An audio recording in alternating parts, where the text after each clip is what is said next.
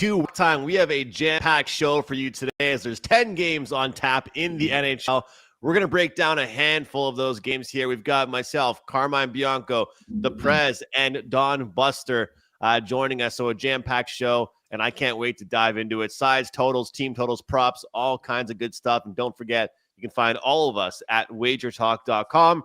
Carm, we're all in a great mood, of course, because of the big win last night for the Blue Jays, but also some good NHL notes as well, as the Carolina Hurricanes finally had their streak snapped. They are no longer undefeated on the season. It almost feels like it was time. You know, it was time for them to lose a game. They were beating the teams like the Ducks. They're beating some lesser teams. It's good to see. But how are you, Carm? How are you feeling? And we got to start. I'm good, man. We're matched. Come on, we're matched. Yeah, like we're matching. But no, it was listen, it was awesome. I watched very little hockey last night. Unfortunately, I had to watch the Blue Jays game, man. That was absolutely fantastic game. Welcome to the 3 home run club or the 3 run shot club to Springer. We know Joe Carter did that. Just an absolutely fantastic game. The atmosphere. Prez, who will be on in a little while, was at the game as well, too. He's going to break down Edmonton and Ottawa. You and I, Andrew, are going to kick it off with Pittsburgh, Vancouver, and then the LA Kings, St. Louis. Buster's going to come on and do the return of Marchand to Boston. And then you and I with the pod and same game parlay, although we might do that same game parlay just a little earlier as well, too. And then we have a hard out at 11:35. So not a lot of chit chat, but super excited. My friend Mo didn't make it to Montreal.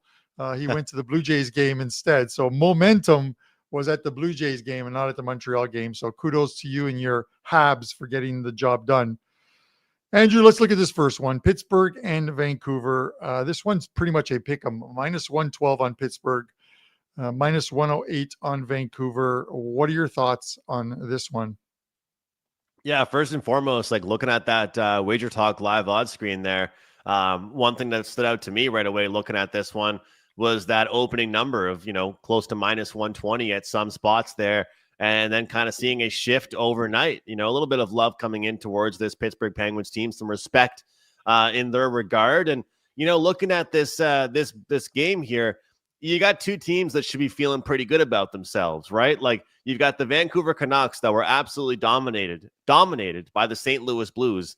Since then, they went on to win 3 straight games, and looking good in all 3 of those games. And 2 of those were in underdog cashing fashion, which would have been against the Capitals and against the Dallas Stars. So they're feeling good about themselves.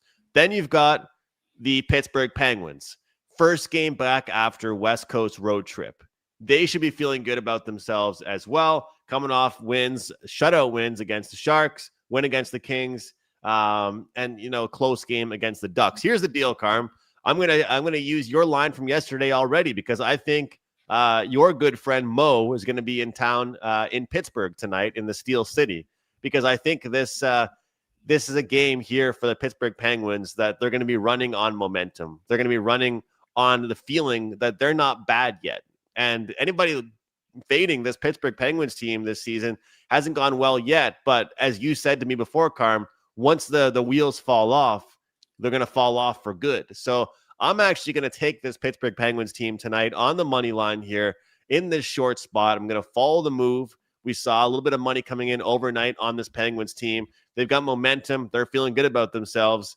And this Vancouver Canucks team, I still don't trust them defensively whatsoever. They are relying heavily on goaltending, and we'll see if that ends up happening tonight as well. So not my favorite bet on the board by any means, but I do lean towards the side of the Penguins. And I got to ask you this, Carm. If everybody is so down on the Penguins going into this season, and they are coming first game back after a road trip, why is the price what it is? This to me, if I was to do the Ariel Epstein fishy line of the day, I mean, this kind of is that fishy line here with Vancouver and Pittsburgh. Would you agree? I agree. It's a fishy line, but I think it's just because they're you got a couple teams. They have some wins between them, but it's also 2 teams that I don't think many are expecting to make the playoffs. My first thought was Because I loved doing it last year. A team's coming off either a 3 or 4 game Western road trip, returning to the East Coast. Now, the Pittsburgh's had 2 days off. Their last game was on the 18th. They played tonight. Andrew, I still think this is Vancouver has a little bit more speed than this Pittsburgh team. This Pittsburgh team's a much older team. Their core players are in their mid to late 30s on this team. Early on in the season, probably doesn't matter. As the middle of the season, or the kind of like in baseball, the dog days of summer, but it'll be the dog days of winter for this Pittsburgh team. I think they're going to go through a prolonged losing streak. This is a team that I still think is going to finish in one of the bottom 3 spots overall in the NHL, and be in that McKenna draft lottery. So we'll see. It seems like every arena, there's someone for a bad team. There's some kid or someone holding a sign. They were doing it in Calgary. We want McKenna. So people are asking for that draft pick and for their teams to tank. Pittsburgh's not going to tank. I just think that they are going to sell off players. I think Malkin's going to end up somewhere else, and I think even Rust could end up somewhere else, and Sid the Kid is going to end up somewhere else as well too. That is how you tank, is by getting rid of the core players that are doing something and sending them off for some prospects and as rental players. So we'll see what happens there. But I can't take Pittsburgh in this spot. I'd rather take Vancouver. It's like you mentioned, they have 2 wins, 3 wins on this road trip, but 2 of them are against very solid teams. So it's Vancouver for me at this very, very short price of -108.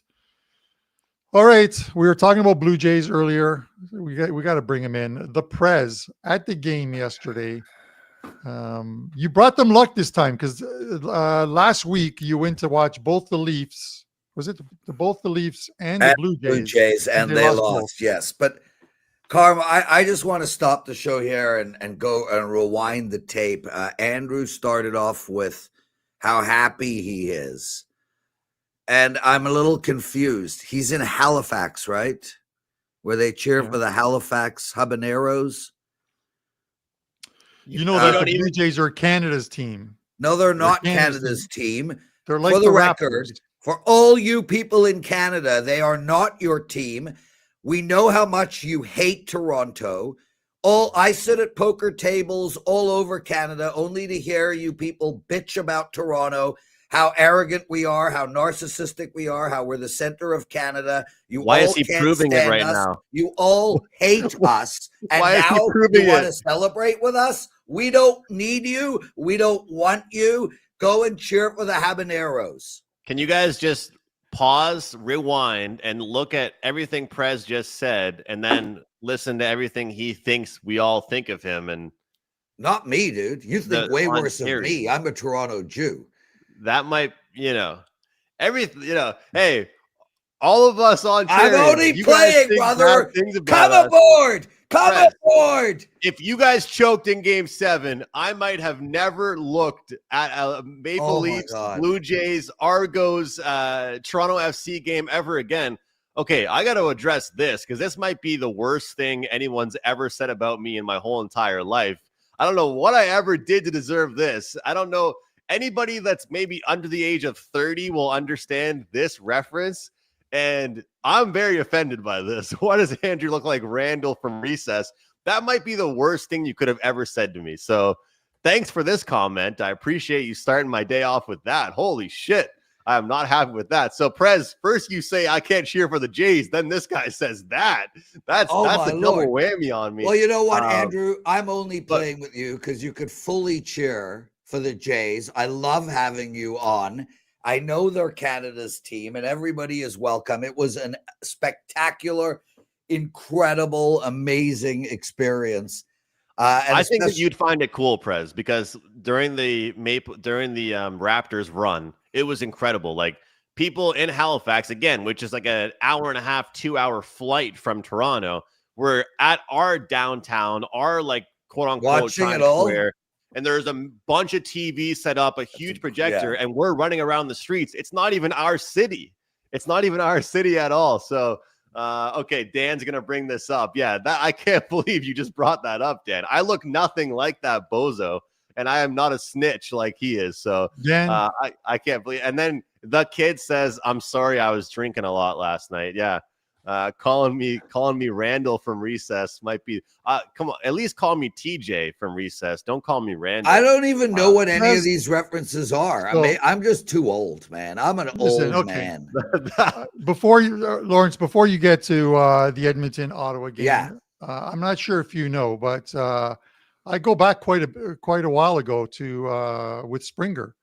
Him and I, we hung out. I actually had hair at the time. Dan, can you get So that did photo he, up of me and probably. Springer? There you There go. we go. Wow. Me and Springer. That man is like Benjamin Button Springer. All right, went let's listen to down in RJ. age. Let's listen to RJ. Let's get back to hockey here. Dude, look how handsome Carmine was. But Carm, I will say this. I don't know if you actually had hair. I mean, I see a hair. Yeah. Whatever. Carm, was that the most hair you ever had? Was in that picture? Was that No, I I No, yeah, used to right. have, Andrew. like, He I had the came out of Beatles his look at one mother point. half bald. Yeah. Anyways, that's me and Springer. It's the wrong Springer. It's Jerry. Well, And that's not the picture he always uses, Prez. Like, you'd think he'd use a better picture with more hair. Oh God. Anyways, Okay. tell us who you like in this game. The Oilers 124, Ottawa plus 103. Where are you going with this one? Well, thank you for asking, Carmine Bianco. And guys, glad to be here. Just really quick, I'm not having the world's greatest start to the season. That's I'm down. I'm down 19 units, 18 units already. I'm 5 under, so I think I'm 6-11 to start. And it's very frustrating. It's bothering the hell out of me. I mean, it's really affecting everything I'm doing. But I'm absolutely trying my best. And hey, we're only 2 weeks into the season, 8-month slog, and we're 2 weeks into the season. So yeah, let's hope that I can turn it around and start today. As for the Edmonton game, I really like the over in this game, guys. I'm looking to play the over in Edmonton games in general. I think this is obviously a team that's going to score a lot. They're going to average well into the 3 goals a game. And, you know, their goaltending, it's horrible, but it's not horrible every night. It's a matter of finding when it's going to be horrible, because Skinner and Picard can stand on their head. I mean, these are 2 goaltenders that have got Edmonton to the Cup finals, but I think against Ottawa tonight, I think we're going to see a pretty high scoring game.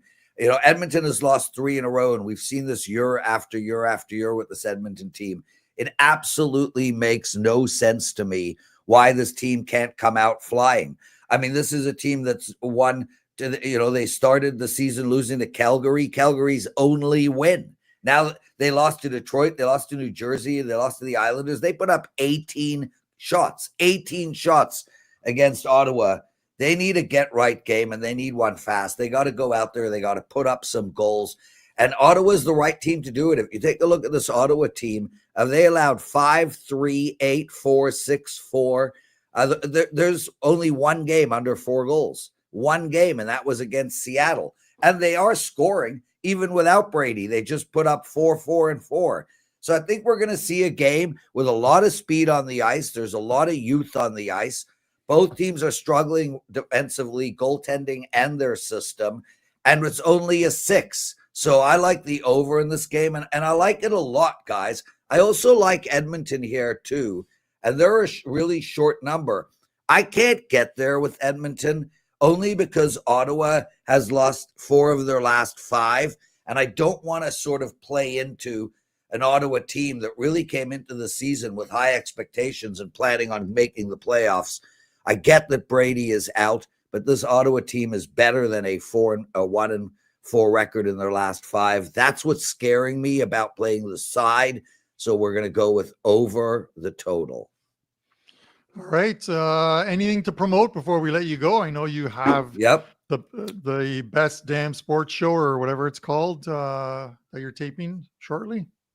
Yeah, so the best betting show ever with me, Joe Ranieri, and Art DeCesar. We tape now, so I'm going to head over there and do that. That show will be up by 12:30, 1 o'clock. Really, really, really fun show. But most importantly, it's Customer Appreciation Day, $5 Tuesday.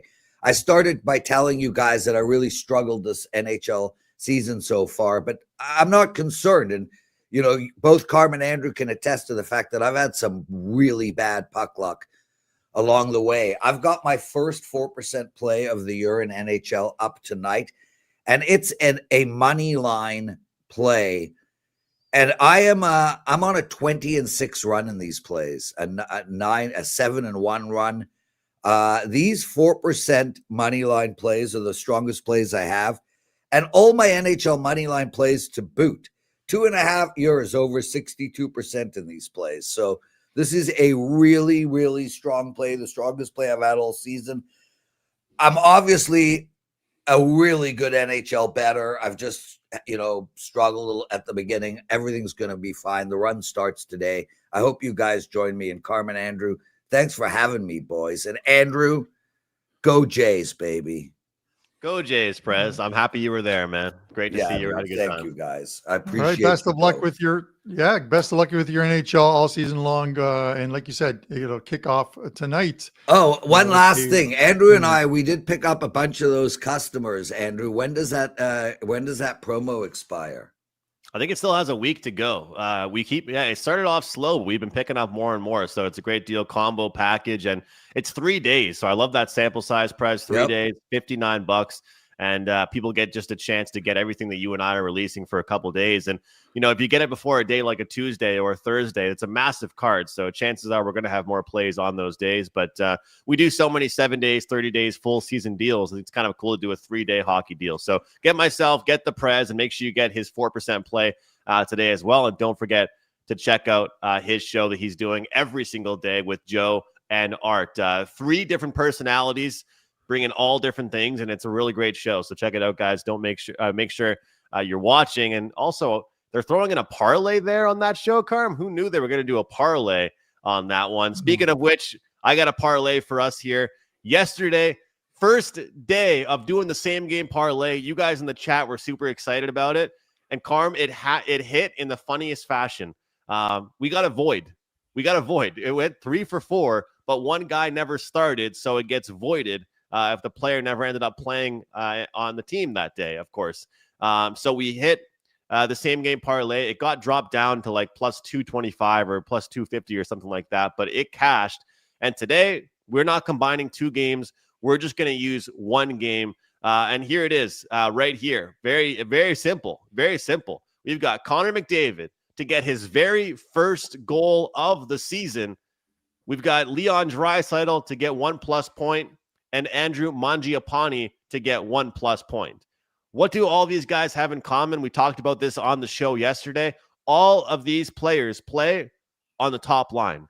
These guys are left wing, centerman, and right winger. I think that McDavid gets his first goal of the season tonight against Ottawa. Draisaitl will definitely be out there getting a point, whether it's 5-on-5 or on the power play. And Andrew Mangiapane has been a very kind of secret player prop guy for this Oilers team so far this season. We'll take him with the same game parlay. Guys, shop around. As Charles says here, you can get plus 410 on 365. We don't discriminate. We don't have any favorite books on this show. We want you guys to get the best possible price that you can. Very quickly there, Carm, that's my same game parlay for the day. Andrew Mangiapane. Do you know what Mangiapane translates from Italian into English? I'm dying to know. What is it? Eats bread. Eats bread. Mangia is eat, and pane is bread. So Andrew eats bread and has plenty of carbs.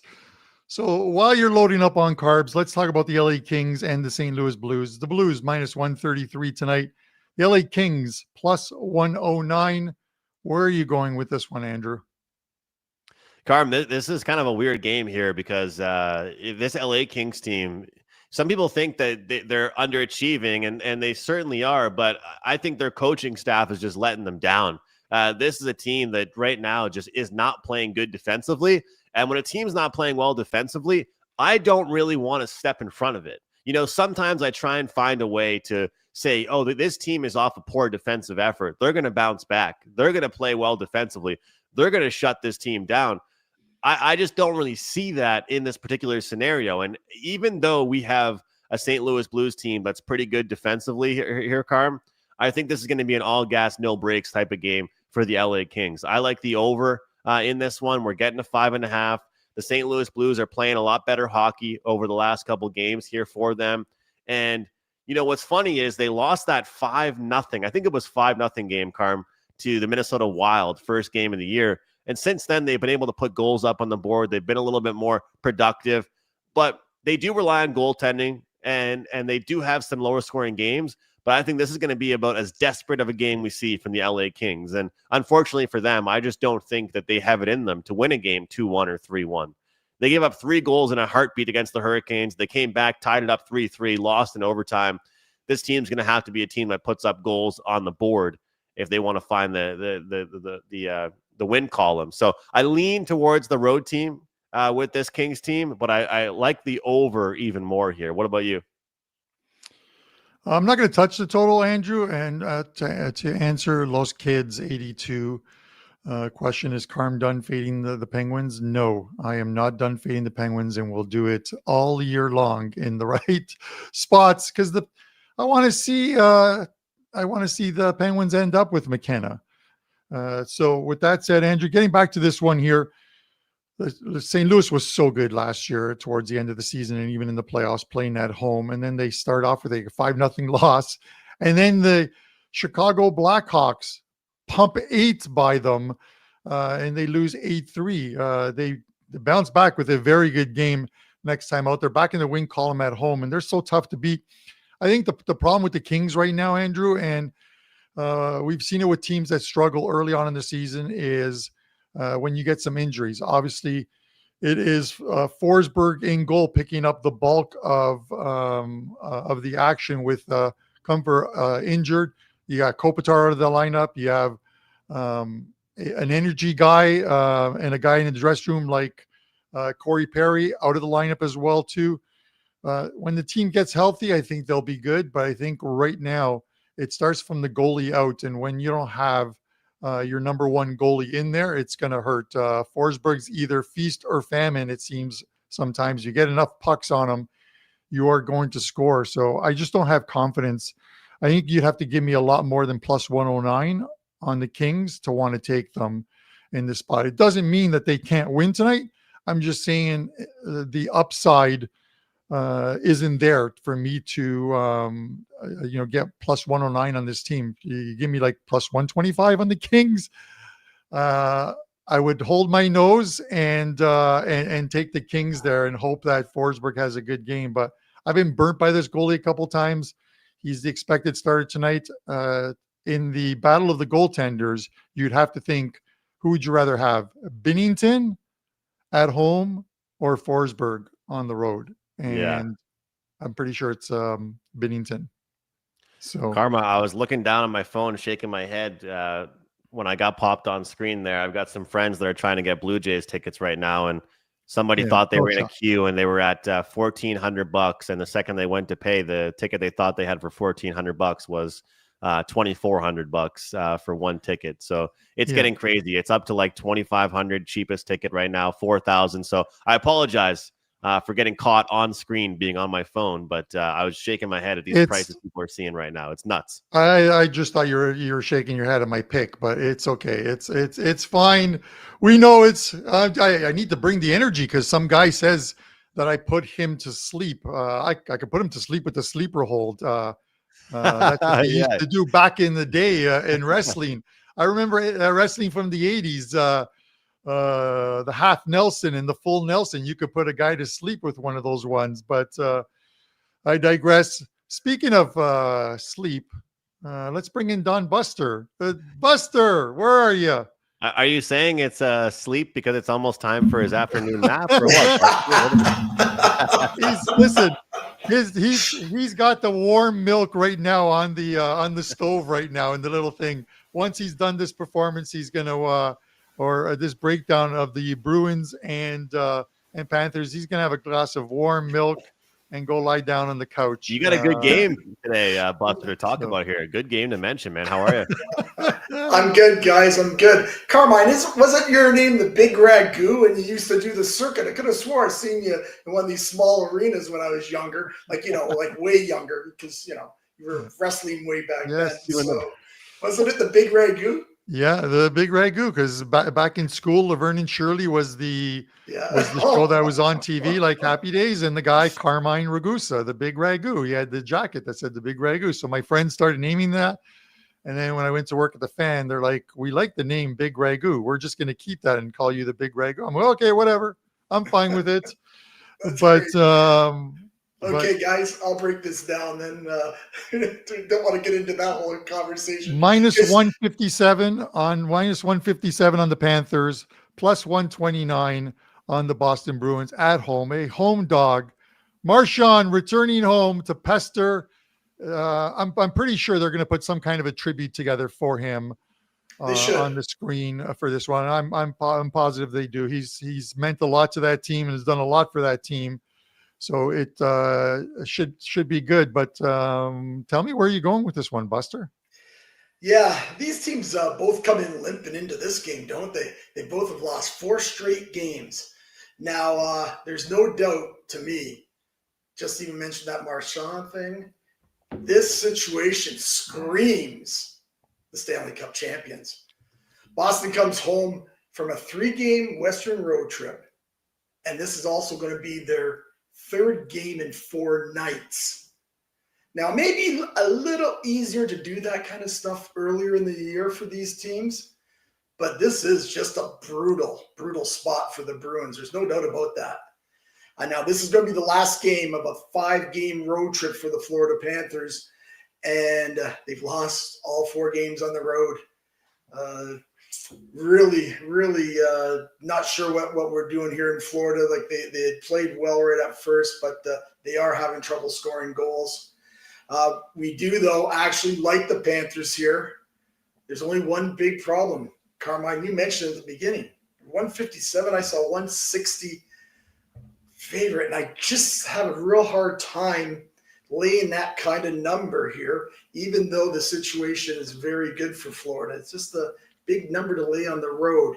Now you can get Florida in regulation minus 105, but this line did open up at 145. So I really do like Florida, but I'm gonna wait a little bit later, probably later in the afternoon, to see if this line starts coming down, which I believe it will have to start coming down because, again, the Florida have lost 4 straight. Although what we did was make a small play on the over 5.5. Now, these 2 teams last year played 4 times. 3 of the 4 games went well over this 5.5 total. And the other one was 3-2, so an empty netter could have got the win there. And now when the Bruins are at home, they actually are an over team. They've actually their last 7 games, 6 of them have been over the total. Now I know that dates a few games from last season.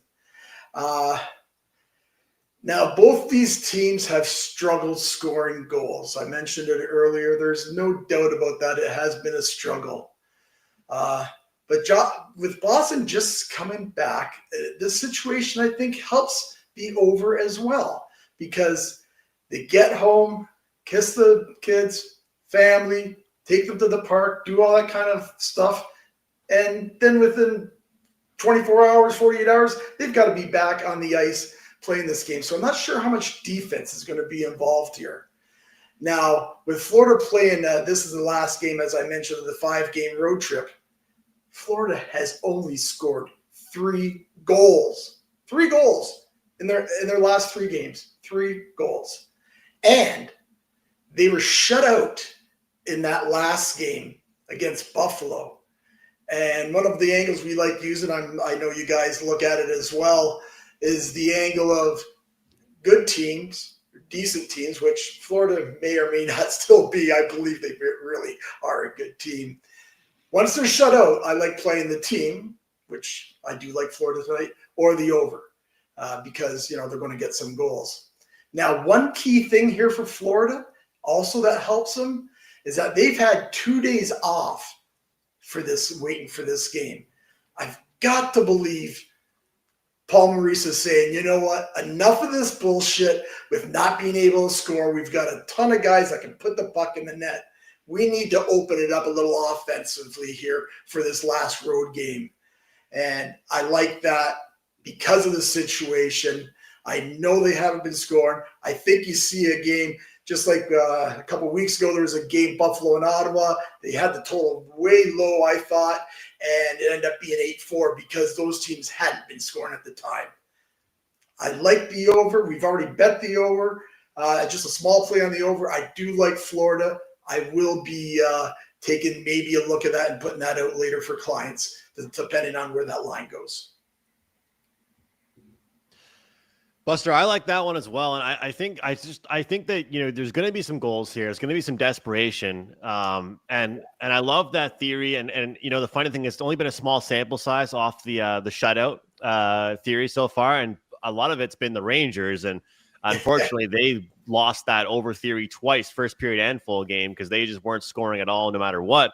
But we like to look at expected goals on the show. 3 of us know hockey. We have the eye test as well, but I couldn't believe it. And the line on Saturday for the Florida Buffalo game, it was one of those fishy ones. Like the Florida Buffalo and Edmonton, New Jersey, both those games on the Saturday slate when I was doing my prep, they both had fishy lines to them, fishy numbers. But man, that team went, I think, like you talked about their execution, but like 0 for 8 was it on the power play? I mean, like you said, like this team is struggling a little bit to produce offense. The XG numbers in that game that resulted in a 3-0 result, 4.73 to 3.06 for Florida. Like, that is insane to me. 4.73 XG, and you don't even score 1 goal. So this to me has the making of one of those games where, you know how it is with the storylines in the NHL. The player returns home and everyone's all happy and stuff. And I feel like it's going to be just like that. The player's going to return back and Florida's going to have their best game of the year. So 4.73, I think that's worth mentioning. And this, are you with me as well? This Bruins team, long-term defensively, they're going to give up some goals this season, probably rely on their goaltending a lot. Yeah, they are. And the only thing that is going to save them, and it's already done it already this year, is their goaltending. With Swayman and Korpisalo, those guys can put up, like, teams will throw 39 shots at them and they'll only allow a couple goals. So that's always a little bit of a worry in my back of my mind when I'm betting a Bruins game over. But again, for me here, there's a ton about this situation on both sides that, like I say, with them not scoring, Florida, and with Boston coming home with this whole Marchand thing, yeah, I think you see like a 4-3, 5-2, 4-2 type of game. 5.5 just is the number to get over, if you ask me.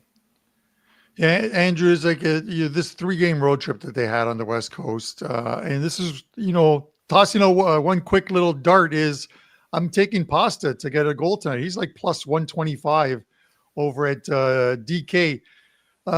Something got under his skin the last couple of games of that road trip. He was going after guys. I'm not sure what it is, but that's what you want. You want a guy on the ice who has some life to him, and he's obviously their power play guy. He gets into that into his little office there, and if Florida takes any penalties, Pasta at home is going to make them pay for it. God, how can you not love? We're talking bread. We're talking pasta. It's a carb day for Bianco here. But Buster, what do you have to promote? And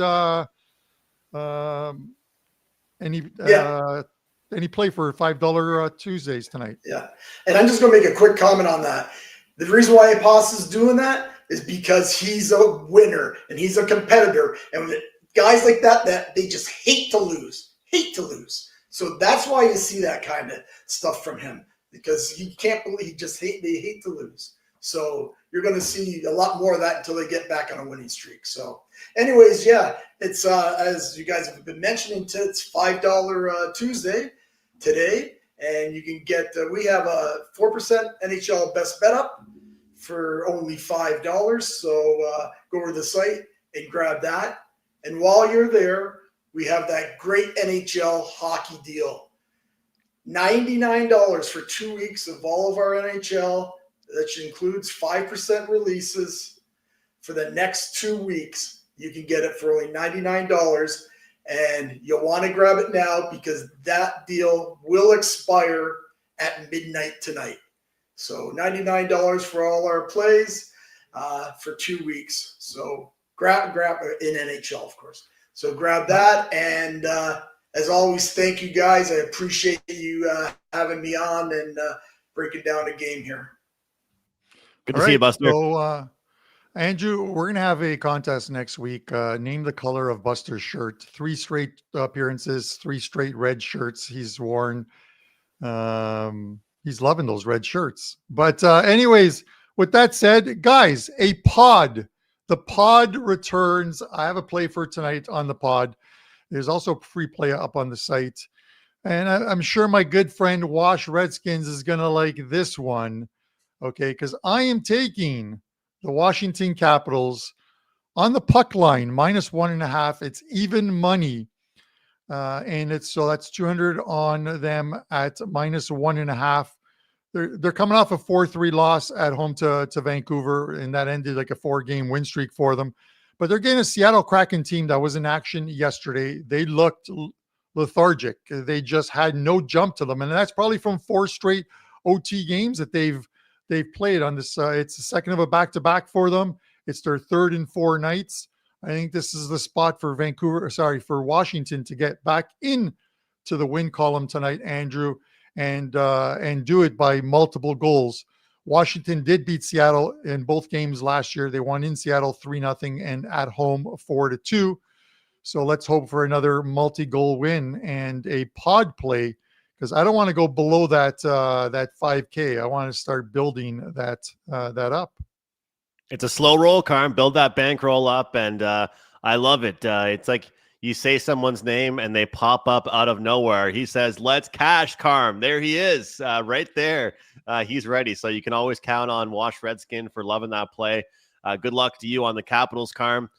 For me, I do have 2 4% best bets, 2 4% plays in the NHL. Today, what I've decided to do is do a total play for my $5 Tuesday play, and side play is for only clients.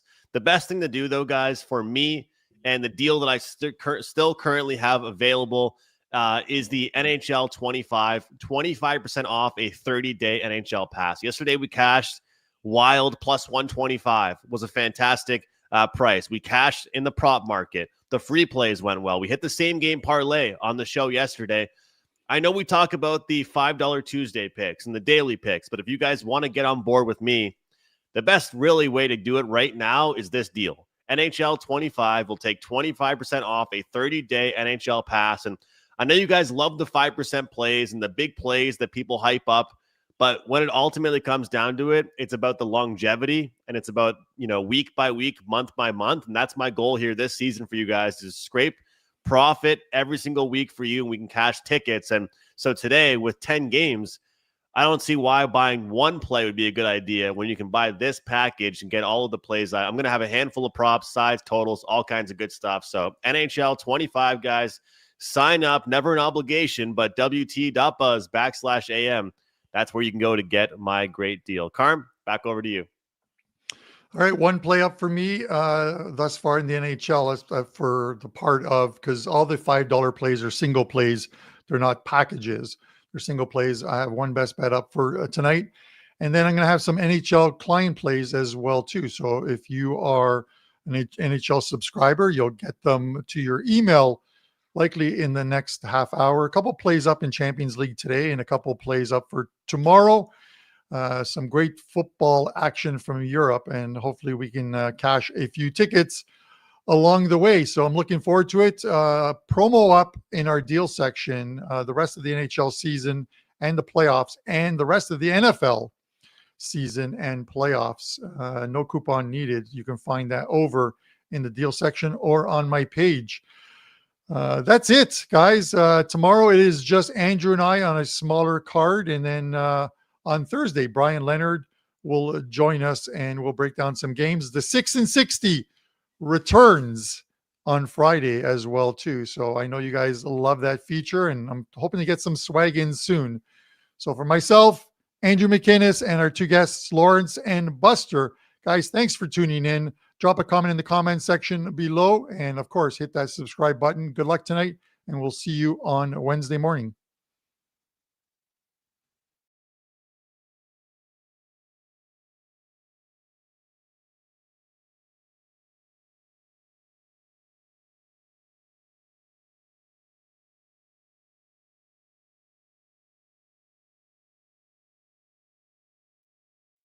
Two national TV college football games for this Tuesday night, October the 21st, and I've got free plays with analysis in both of these national TV games Tuesday for you right here, right now.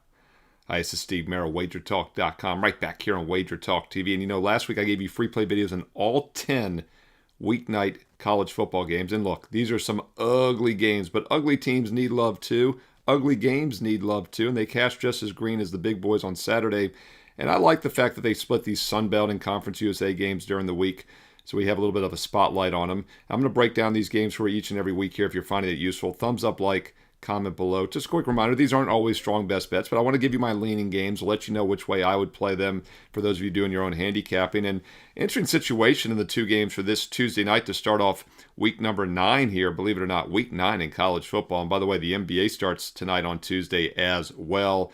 Be sure to check out my daily NBA best bets, Steve Merrill, WagerTalk.com. But we're talking college football here. In the first game, Kennesaw State against Florida International, a pair of teams that pulled upset wins against Western Kentucky and Louisiana Tech in their last games, and that's who plays the other game tonight. So we have two teams coming off straight-up dog wins playing each other, two teams coming off straight-up favorite losses playing in the other game. Let's talk about the early game first. It's 7 Eastern on ESPN2. The Deuce! Kennesaw State against Florida International. And in this situation, I do think Kennesaw State is the better team. Unfortunately, some of the line value has gone as the sharp money quickly corrected the opening number of 1.5. And as I do this video Monday afternoon, a day before the games, it's already 3.5 across the board. There are some straggling threes, minus a 15, minus 20 out there still. Definitely like Kennesaw better at minus 3 or less. And if you're new to sports betting, I say this all the time, 3 and 7 are the key numbers in college and pro football. In fact, there's about an 8 to 9% chance that the favorite's going to win this game by exactly 3 points. So it is a big difference, and going from 3 to 3.5, there has been a loss of value now. But I still would rather have Kennesaw State in what I think is a straight-up win situation against a Florida International team that is not good. Don't let the upset win last week against Western Kentucky fool you as a 10-point dog. And on the surface, it was impressive, 25-6.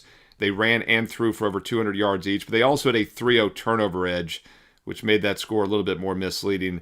I don't think they'll have a 3-0 turnover edge. Keep in mind, the game before that, they had a 5-1 turnover disadvantage against Connecticut and lost 51-10. The week before that, against Delaware, who just moved up to 1A to FBS, they lost 38-16 at home. This Florida International team is still a very poor team this season. I don't think anything changed last week. It was just a misleading win, and Kennesaw is the better overall squad here. And if you look at the statistics, it bears that out as well. And one thing I want to point out is that while Florida International has run the ball well this year, almost 5 yards a carry, just under 200 yards a game, they don't throw the ball well. And they average less than 6 yards a pass. So when they get behind, they have trouble catching up. Last week, with that 3-0 turnover edge, they didn't have to play from behind. But those other two games I referenced before, they lost by a combined score of 89 or 89 to 26 the 2 weeks before, because they were behind in those games early. If you're going to play this, I would lay it with Kennesaw. Liked it better at the opener, minus 1.5 or even minus 3, but now it's 3.5. That would still be my preferred side if you're looking at this game on Tuesday night, 7 Eastern on ESPN2.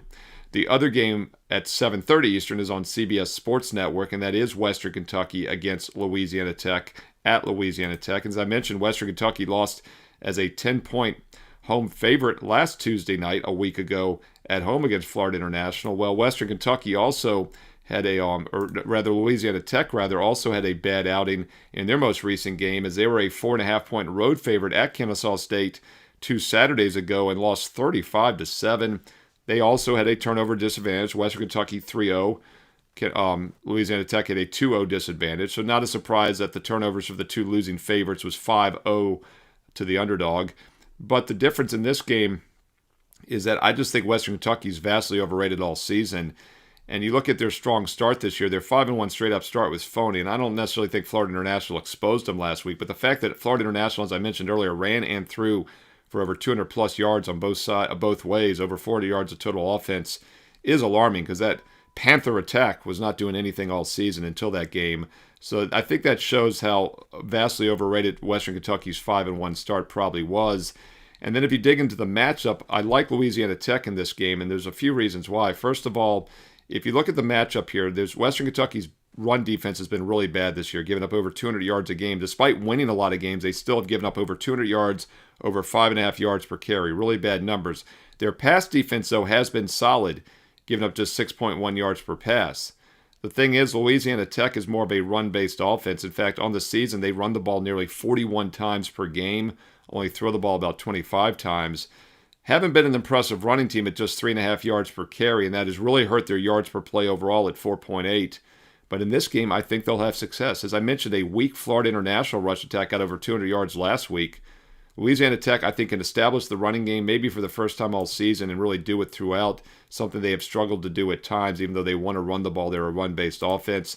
I like the matchup here for Louisiana Tech, and that line might seem pricey, but it's the sharp money's coming on the favorite here. Again, open -3, which I liked better. It's now 3.5, even a -4 starting to show. Here again, I like 3 or less better than -3.5, obviously. It's just math. There's about a 8 to 9% chance here. Again, the favorite wins by exactly 3. But I like the matchup with the rushing attack, willing to lay a little bit of a bigger number with Louisiana Tech, as I think they can control the line of scrimmage here. So in a pair of ugly Tuesday night games, I lean towards both favorites, minus the 3 to 3.5, Kennesaw State and Louisiana Tech for Tuesday night, October the 21st. What are your thoughts on these two games? Are you touching them? Are you leaving them alone? What sides or totals do you like? Hey, drop them in the comments below. Let's learn and earn and win together here on WagerTalk TV. Drop some analysis as well if you have time. And over 227,000 subscribers can't be wrong, or 226. It might be 227 by the time you see this on Tuesday night. It keeps climbing each and every week here on WagerTalk TV. Make sure you've clicked subscribe. I'm sure you have. Just double check. But also consider clicking that bell as well. You will get an instant alert when I do these weeknight TV games. There's 2 on Wednesday. There's another one Thursday. Of course, I have your NFL Thursday night prime game between the Vikings and Chargers. 7-1 on your free Thursday night NFL plays in the videos this year. Speaking of free plays, as I head into this new week, I'm doing this video on Monday for the Tuesday night games. 7-1 our last 8 free plays on my page daily, Steve Merrill, WagerTalk.com. And overall, for the past month, 16-8, 67% on free plays. And none of those are best bets. Those all are the last cut from my best bet card. And we're still hitting over 67% for the past month. So even if you're still building your bankroll, I know you're loving these free play videos. That's why I do them. I want to let you know how I'm analyzing games where I think there might be some value. But don't forget about the daily free play on my page as well. And now that basketball starts this week on Tuesday, NBA this Tuesday, college hoops next Monday, World Series this Friday, we will have more daily plays like we did throughout the summer with daily sports. And the football plays, of course, go up for the weekend as well. So check it daily to get a free play. But most importantly, check my page daily to get the best bets. Look, the client best bets are my strongest plays. You know, last week I gave you all 10 weeknight college football games for free here in videos. None of those made my best bet card. Somebody complained earlier in the week, Steve, you missed both unders on Wednesday night's college football card. Oh, sorry. Not going to win all 10 weeknight leans that I give you here. The point is, though, if you're really taking a serious investment approach, use the best bets. These free opinions are nice. Sometimes they make my best bet card if they're strong enough after I dig in even deeper after doing the videos. But most of the time they're light leans. Nothing wrong with that. Use these as maybe a 1% play. The 4% best bets go to my direct clients. They're the games I'm using every day. They're the games I've won consistently with for over 29 years since I started in August of 1996. And it's so simple. If I have a play, my clients get it. And I'm very selective, maybe 2 to 3 best bets per day for all sports. If you'd like to try my All Sports All Access, right now is the time to do it because, as I mentioned, the NBA starts this week, college hoops starts next week, the World Series is here. This is the only time of the year over the next week in which you can truly get all 5 sports that I handicap at once. College and pro football, college and pro basketball, and Major League Baseball still going. It doesn't matter if you get a 1 day, a 1 week, a 1 month, or a 1 year. Everybody gets the same plays, my personal best bet, same games I'm using. But different price points, and obviously the smaller packages cost less, but the bigger packages get that cost per play, that cost per day down to just $1 or so a play, and that's a real serious long-term investment approach. But I know there's different type of bettors, new, those are the more savvy, the more veteran guys that want longer-term packages. So here's what I'm doing. Last week I gave you a 7-day special. One more chance to get that. It expires at midnight tonight on Tuesday. 7 days, normally $99, is just $69. With promo code WEEK30, WEEK30. Week 30 gets you 7 days and nights for just $69. That's just under $10 a day. Or, new promo code for this week, how would you like to upgrade to a full 30-day for just $199? Normally it's $299, but with promo code SM199, it's just $199. 30 days of all access college and pro football, basketball, and baseball. This is the only time you can get all 5 major sports at once with a 30-day subscription. And you're getting an instant $100 discount with promo code SM199. Or the big boy, the 1-year all access, 365 days and nights, instant $500 discount. I mentioned it last week. It was so popular. We're doing it again this week. And no promo code needed now. It's on my page. Couldn't be simpler. And you get a 25% bonus coupon. So once again, doesn't matter if you want a 1 day, a 1 week, a 1 month, or a 1 year. Everyone gets my best bets. But right now, you can save big. This Tuesday is your last chance to save 30% instantly. Not $99, just $69 for a 7-day with promo code WEEK30. This week, you can get the 1 month, the 30-day for $199 instant $100 discount with promo code SM199, or the full year instant $500 discount. No promo code needed. That's on my homepage right above the daily free plays, which once again are on a 7-1 run. And those are the last cuts. They didn't even make the best bet card. Damn, I'm being too selective. Hey, winning's always a good thing, whether it's free or best bets. Check it out, Steve Merrill, WagerTalk.com. And of course, get there quicker with shortcut wt.buzz/SM. Don't forget on the way out, if you're finding these videos useful, all I ask is a thumbs up, like. Comment below is great as well, but just a quick thumbs up, like is all I really want, and I'll know that you're liking them, and I will keep them coming for all these weeknight college football games, also the NFL Thursday, Sunday, Monday night games, Fade the Public, College Football Top 25 this weekend. Hey, subscribe, click that bell for instant alerts, and don't forget to follow me on social media on X and Instagram at Steve Merrill, 2 R's, 1 L, MERRIL, at Steve Merrill on X and Instagram, and stay tuned here to Wager Talk TV because you know there are many more free play videos coming up next.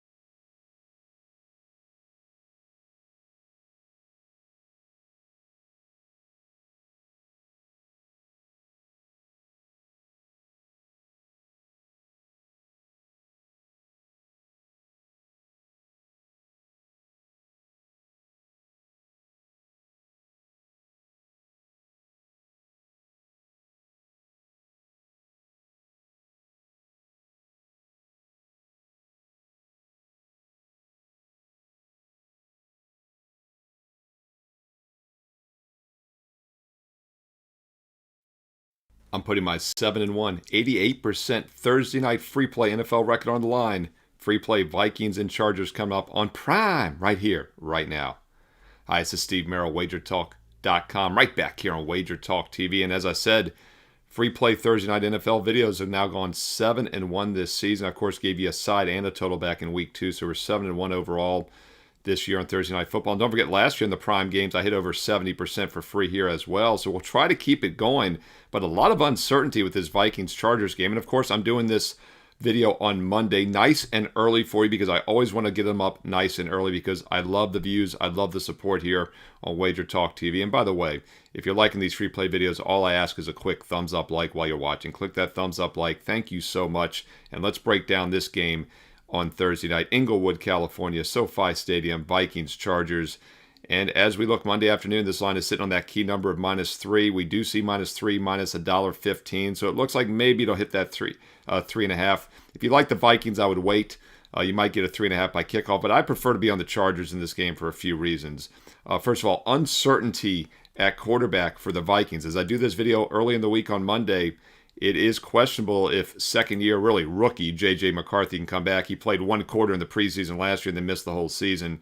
So he's really a rookie, and he's looked very mediocre overall this year. Of course, he only played 2 games, had that high ankle sprain. QB rating was terrible, 67.2. Carson Wentz, meanwhile, in his 4 games, 89.3. 5 touchdowns, 4 interceptions. He hasn't looked much better.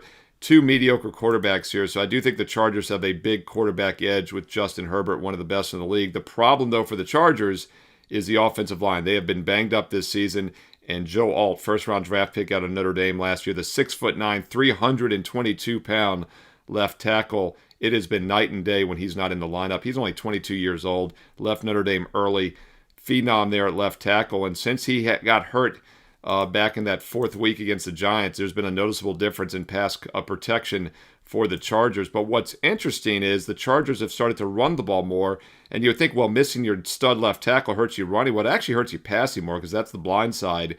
And if you look at what the Chargers have done the last several games, especially when Alt's been hurt, first 3 games this season, 90, 81, 106 rushing yards. That Giants game, 152 rushing yards on 13 carries. They had some big runs, obviously. But then 55 rushing yards on 27 carries against not my Washington Commanders, 140 against the Dolphins. Last week, though, they struggled against the Colts, just 54 rushing yards, but Herbert threw for almost 400 yards through the air. Now, the Vikings are a blitz-heavy defense, and it did not work out against Philadelphia. Jalen Hurts scorched them. Philly was 19 for 23 passing for 316 yards last Sunday. By the way, we took advantage of that. Our top over-under of the week was the over in that Vikings-Eagles game, and it landed on 50, got over by about 6-7 points, but it should have been even more. Vikings, I believe, settled for, 4 field goals inside the 20, inside the red zone. Vikings, by the way, are now 5-1 to the over this season. Chargers were 4-1 to the under, but they've gone over back-to-back games as well. And we have seen some early sharp money come in on the over in this game, and it's hard to disagree. Both teams like to throw the ball. Both defenses have been very suspect in recent weeks. The look-ahead line was around 42.5 a week ago. It's now 44.5. 45 is a key number. So we have seen some sharp money coming in the over. Point spread, though, has not moved. Look-ahead line was 3 a week ago, and it's still 3. If Joe Alt, by the way, is upgraded to probable, this line might go to 3.5. Hard to imagine a left tackle can move the number.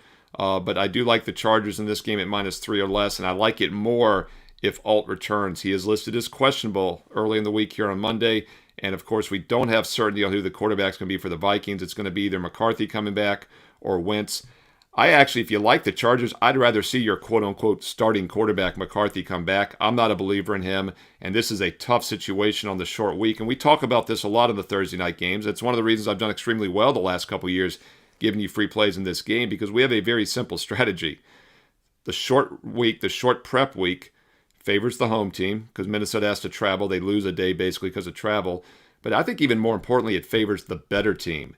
Now, in this situation, these two teams are pretty equal as far as scoring margin, but if you look at yards per play allowed versus opponents played, Chargers have been the better offensive and defensive team overall this year, and at -3, factoring maybe a point and a half for home, odds makers are saying they're the slightly better team. I think the Chargers are the better team, plus they have that home field edge on the short week. Let's not overthink it. Chargers -3 or less, and I like it better if Alt returns, so keep an eye on that injury report for that star left tackle for the LA Chargers. Hey, what are your thoughts on this game? Side, total, player props. How are you attacking Thursday night? Drop them in the comments below. I do truly read the comments and I reply back. Hey, include some analysis if you have time. Let's learn and earn and win together here on WagerTalk TV. And I keep saying 225,000 subscribers can't be wrong. Well, as of Monday, it's 226,000. It might be 227 by the time you watch this video before Thursday night. Make sure you're one of those subscribers. It's free. Just click subscribe and also consider clicking that bell as well. You'll get an instant update when I do a free play video each and every day. Last week, I gave you all 10 weeknight college football games for free.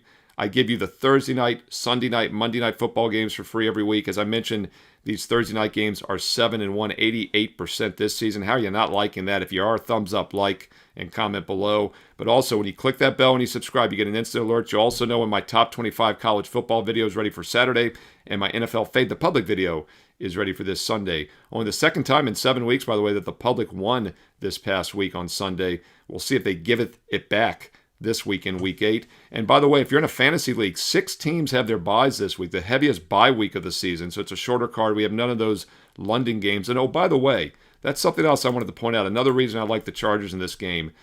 We talked about the short travel situation for the Vikings, just 3 days of rest and travel after playing at home against Philly.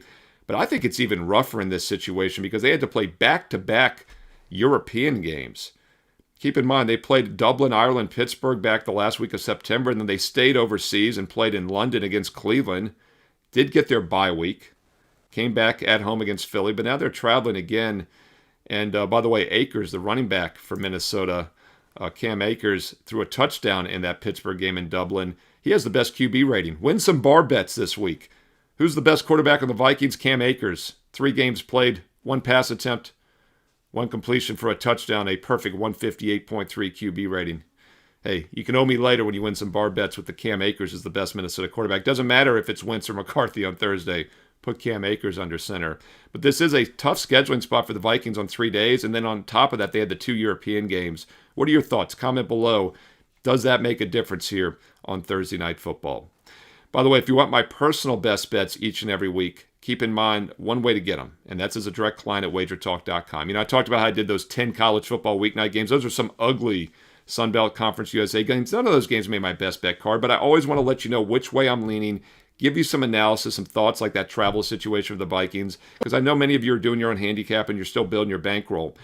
And because some of you are still new to Wager Talk or building your bankroll, I always want to give you different options as far as getting my best bets. Now, first of all, doesn't matter if you get a 1 day, a 1 week, a 1 month, or a 1 year. Everybody gets the same plays. They're my exact personal best bets, the same games I'm using each day. Hey, it's been that way since I started over 29 years ago in August of 1996 as a full-time professional handicapper. But what I did this week was I wanted to give you different price points. Now, obviously, the bigger, longer-term packages save you per play, gets the cost per play down to about $1 a play, and that is a true investment approach. But if you're new, if you're still building that bankroll, if you want a shorter-term package, hey, I'm here for you as well. We have 1 week packages for $99, no promo code needed. That's 7 days, all sports, by the way. And yeah, this is a great time to be an all sports client. Let's do the math here. The World Series start this Friday. NBA started this Tuesday of this week. College basketball starts next Monday. We've got college and pro football, huge cards this Saturday and Sunday throughout the week as well. This upcoming week is the only time of year in which you can get 7 days and nights and get all 5 major sports at one time that I handicap. College and pro football, college and pro basketball, and Major League Baseball still. So it's a great time to try the 7-day all access. Hey, 7 days, just $99. You do the math, that's just over $10 a day, about $10.5, $11.5 a day. Or if you want a little bit of a longer term package, I want to give you an even better offer, and this is a special promo code for this week. It's a 30-day all access for just $199. That's right, just $100 more gets you another 23 days and nights. That's a great value. Now, normally a 1 month, a 30-day is $299, but you get an instant $100 discount when you use promo code SM199, SM199 at checkout. All the details are on my page right now. You go to the drop-down menu, you'll see a 7-day for $99, no promo code needed, or you'll see the 30-day for $299, but at checkout, if you use SM199, you get it for just $199. And yes, that's all my college and pro football, college and pro basketball, and baseball for the next 30 days and nights. And oh, by the way, it is a true 30-day package, because if I ever pass on a small card, say there's just 2 or 3 games on a Tuesday or a Wednesday, like I said, I don't force those weeknight games. I give you free opinions here in videos, but I don't force them for best bet clients. You'll get an extra day added. If I ever pass, if I'm passing, you pass, you get an extra day. So that's a true 7-day, it's a true 30-day. Or the best deal, the 1 year all access, a true 365-day with an instant $500 discount. And by the way, there's no promo code needed for that. It's on the main page right now. It's right above the daily free play. Now, let's talk about those daily free plays. Talk about these Thursday night prime games are 7-1 this year. Free plays, as I do the recording here on Monday, the free plays over the past week are 7-1, 88% as well. None of those are even client best bets. They were the last cuts for my best bets. Best bets at over 65% the past several weeks, actually. October's been fantastic. And then the free plays are doing just as well. I've been too selective, not a bad thing, right? We're building those bankrolls. But if you are building your bankroll, get that daily free play throughout the week on a 7-1 run over the past week, 12-6, 67% over the past month on those daily free plays. We have one up almost every day. And now with basketball here, we'll probably have them up daily once again like we did during baseball. Check out the free play. Right above that is an instant $500 discount plus a bonus 25% coupon for the 1 year all access. You figure out what works best for you. Once again, 1 week for $99, 1 month for $199 with promo code SM199, or a $500 instant discount on the 1 year. That works out to about $1 a play. Steve Merrill, WagerTalk.com, plus the bonus daily free plays on my page with analysis right now. Get there quicker. Shortcut, WT.buzz/SM. On the way out, follow me on social media, at Steve Merrill, 2 R's, 1 L. I post links to these free play videos. I post the daily free plays up there. I also give you the special offers. It's a great way to stay in touch on X and Instagram at Steve Merrill, 2 R's, 1 L, Merril. Thumbs up, like, comment below, and stay tuned here to WagerTalk TV because you know there's more free play weeknight football videos like this one coming up next.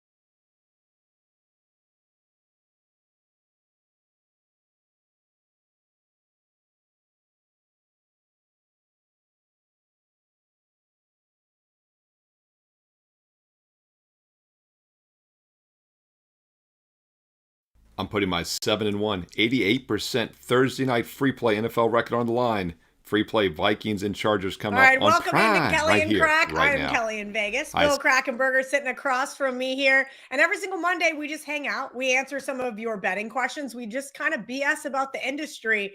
So, Crack, I'm going to start off with the NFL Sunday. It was an absolute and utter bloodbath from a teaser perspective, especially for me. That's what I've basically been doing on NFL Sundays. I play in a bunch of contests, so I get plenty of action down. But man, the teasers have been so good to me. And then poof, you put money on. No, I didn't know that. Yeah. I didn't know what did you have on teasers that lost? I guess I Dolphins, just said the Denver game, and I just said Denver, okay. Falcons. And I think there was one more. I just try to erase that from my memory. I just do the like Men in Black thing on Sunday night. I got to start handicapping college football. I cannot dwell on it too much, but then I open up my betting account and I'm feeling all the pain because college football was great, had Louisville money line, had some other nice money lines, Mississippi State, not so much, but it's kind of one of those things where how do you approach Monday if you had a chalk eating weasel weekend like we all did? Well, for me, it doesn't matter. A play is a play. And, you know, like a lot of times I won't even have something to send.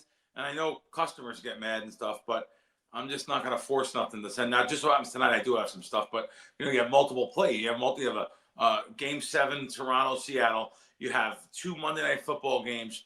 Early in the week, I sometimes release some things. So we do have some stuff over on WagerTalk tonight. But, you know, Kel, I had a good weekend.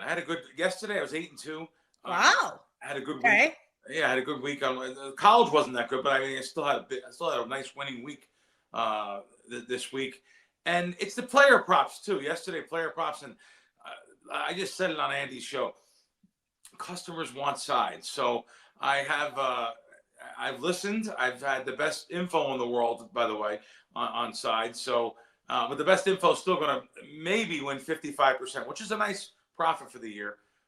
Which thankfully has went 4-0 last 2 weekends, 2-0, 2-0, and brought us back there because NFL sides, like I just said, there's on the other show, you know, I could bet whatever you want to bet, and props you can bet maybe a dime. Westgate, Circa, MGM. South Point take a dime on props? No. No. And they don't have them on the app. They only have a selective few at the counter for $500, but I'm happy with them. Listen, South Point's very good to me, though. I love South Point. Yeah, though they're very good to me. I love the guys over there. In the sports book, I love the guys over there. They just cut down the video poker in half, which was the best place in town to play video poker. Now it takes double the coin in to get a point. Kind of bothers me. I used to play a couple times a year for gift cards and stuff. I won't be playing there no more for that, even though they do have the best game selection. You know, this show should be called Unscripted because I don't know where it's going to go every week. I have no idea. We don't have a script. I have a couple of questions I have in mind for you, and then wherever it goes, it just goes. But it's good to tell people about gambling too, though, because South Point does have good video poker selection. Probably the best paybacks in town. They have where they actually do take care of the customer. They give comps there. They're more generous with comps. They also have the best steak and eggs breakfast at about 4:00 in the morning after the NFR. 12 to 6, they have steak and eggs for like $6 and change, and they have about 10 different specials in their. If you want to see every drunken idiot in cowboy boots and a hat, go there the second week of December. I'm actually thinking about going back out just for the NFR this year. Crack. I love South Point. It's one of my favorite local casinos, but I just have those flashbacks every once in a while of just me eating a steak at 3:00 in the morning and just looking around being like, how is this my existence? And don't go at 12 o'clock because recently I had some family in town, my nieces, they wanted to go to a couple shows. So Uncle Billy took them to like top show. I don't know where we went with the people I don't know, but they were sold out, to be honest with you, in the T-Mobile Center. There's a band I never heard of. And they were electronic. I think like one of those electronic bands. The kids are 19 and 22. So they came. I put them over there. I actually got them tickets for great tickets. One of my buddies has season tickets for the Las Vegas Knights. They got to see a Knights game. Went there. So I said, let's go to the South Point after. Not even thinking. I forgot about those midnight specials. Got there about 11:30, and there was a line crazy to get in. I'm like, wait a minute. What's going on? And they said, oh, they're waiting for the spot. I said, can you please just get us in? I'm happy to pay full price. Just get us in for now at 11:25.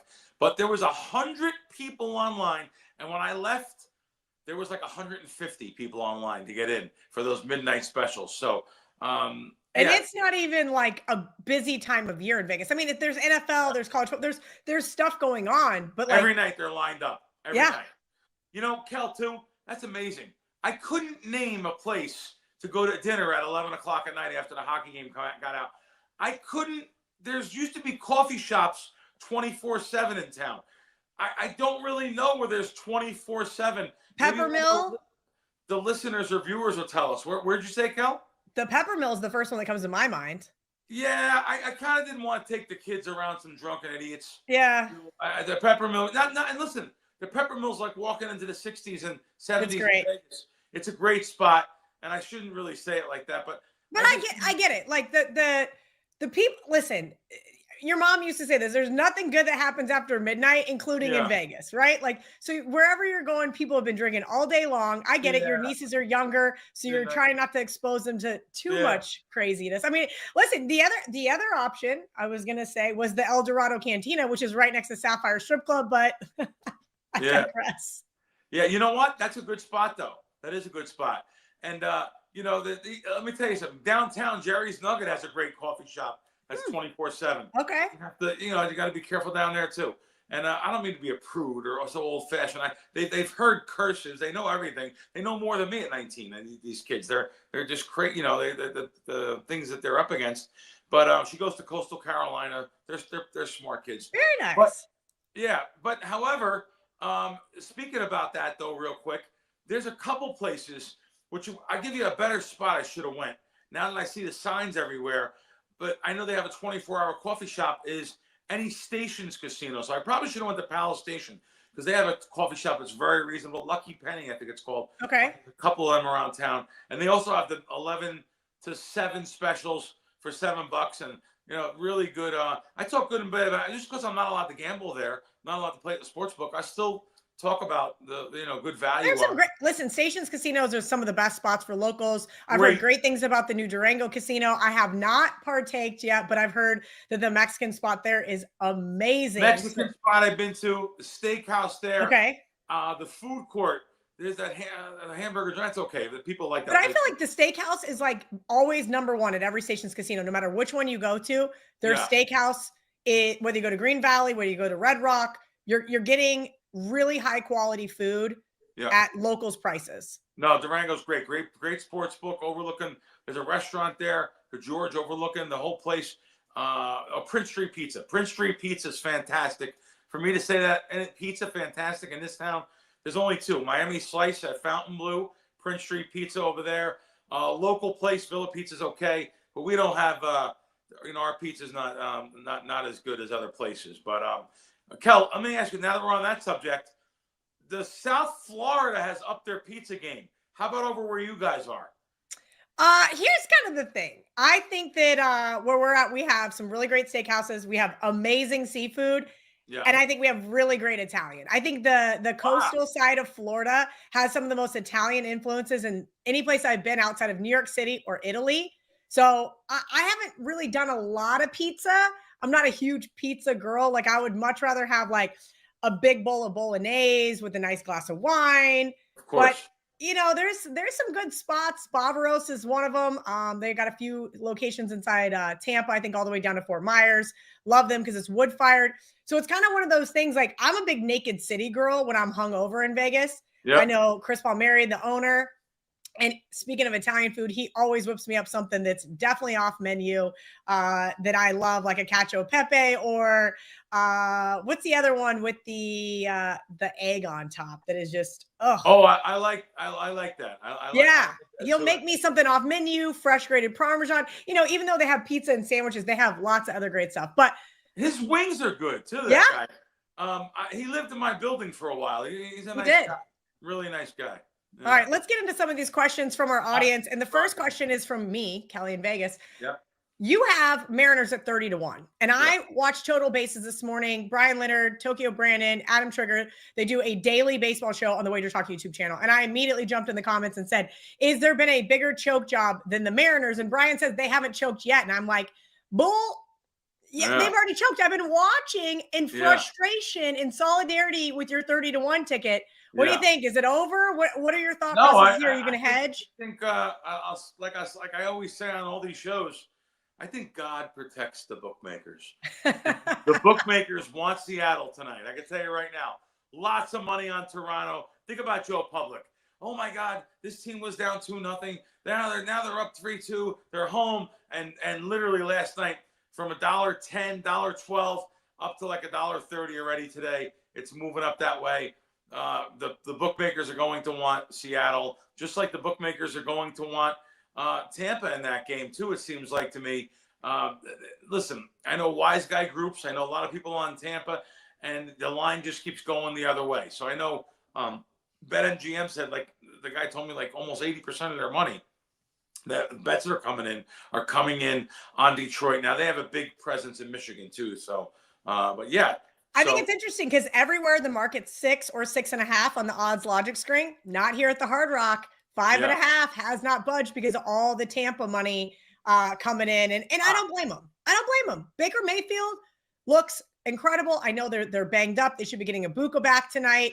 Evans sounds like he will be a go. And the Lions are banged up in the secondary. Do you have the Hard Rock app down there? Do you have that, you guys? Do you want me to log in? You can bet on it and you're okay on it? Okay, good. No, they're good to me at the counter. I haven't ventured into, my brother lives in Florida. I should get him to open up the app because I can advise him. That's all I can tell you. I can advise him. I love that. Yeah. No, but at the counter they're very good to me, and I have some tickets. I made some big bets down there. Looked like I was dead on one. I bet Florida State under 7.5 wins. They were 3-0. Yeah. I said, well, I'm just gonna, because I also have Minnesota to not make the playoffs, Boston to make the playoffs in baseball. They both won. So I was like, I'll come down there in a week or two. Now I'm gonna wait to see because Florida State has lost, I think, 3 games in a row. So they were like 17.5-point underdogs. Favorites to Stanford. I woke up and I thought, how on earth does Mike Norvell still have a job? But he does. I need him to lose one more game, so we'll see what happens there, and then I'll come out though maybe in December, and I'll stop by there and try one of those Italian joints with you. Yes, absolutely. Would love to take you. We've got quite a few. Actually, that was what I requested for my birthday, was one that's very hard to get into. We'll see if Brett can get a reservation between now and the next 35 days. Real quick, I want a follow-up question to that before I answer Guppy Puppy 08's NFL question. You and I both have the Bears under 8.5 wins. And boy, did we're feeling good. Starting off 0-2. Let's rock and roll. Bears now the hottest team in the NFL. Their defense is getting takeaways like none other, and they've just been absolutely playing great football. Are you concerned about them winning 5 more games? Listen, they're not playing great football. They've been playing some bums. They've been playing bums. That's what they've been playing. That's what I said about the Chiefs. Everybody's rushing to back the Chiefs right now to win the Super Bowl, and I'm like, okay, I think you're a little late. You should have done it after they started off 0-2. Bears are still 8.5. Now it's 8.5 over a quarter. So okay. I'm just looking on BetMGM. The Bears 8.5 over. By the way, we only have like one app here in town that allows that. Okay, tell me what a couple of the other updated ones are that maybe you might find some value. What are the Chiefs? What's the Chiefs' current win total? Do they have it? Let's see. They're also the hot team now. Yeah. 11.5 under 45. Wow. Yep. Wow. Okay, let's take some of these questions here before we get you out of here. Viewer question for next week. This was from our YouTube channel. Crack, I love the NFL. I know the rules. We bet numbers, not teams. 7-point favorites and teasers are as strong as morphine. How do you check yourself when the statistical data clashes with your analytical side? For example, when your years of experience are screaming from the rooftops to take one side, but the data clearly says to take other. I think last week's perfect example of what he's saying is the New England Patriots were 7-point favorites and the whole world teased them. The whole world put them into money line parlays.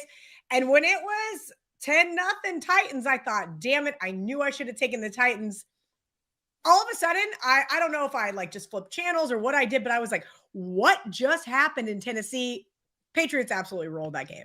Yeah, Patriots rolled in that game. And a lot of times I'll look, if I have good pricing on teasers. First of all, I haven't even looked at teasers this year because I'm in Vegas here. We have 6-point teasers, $1.35.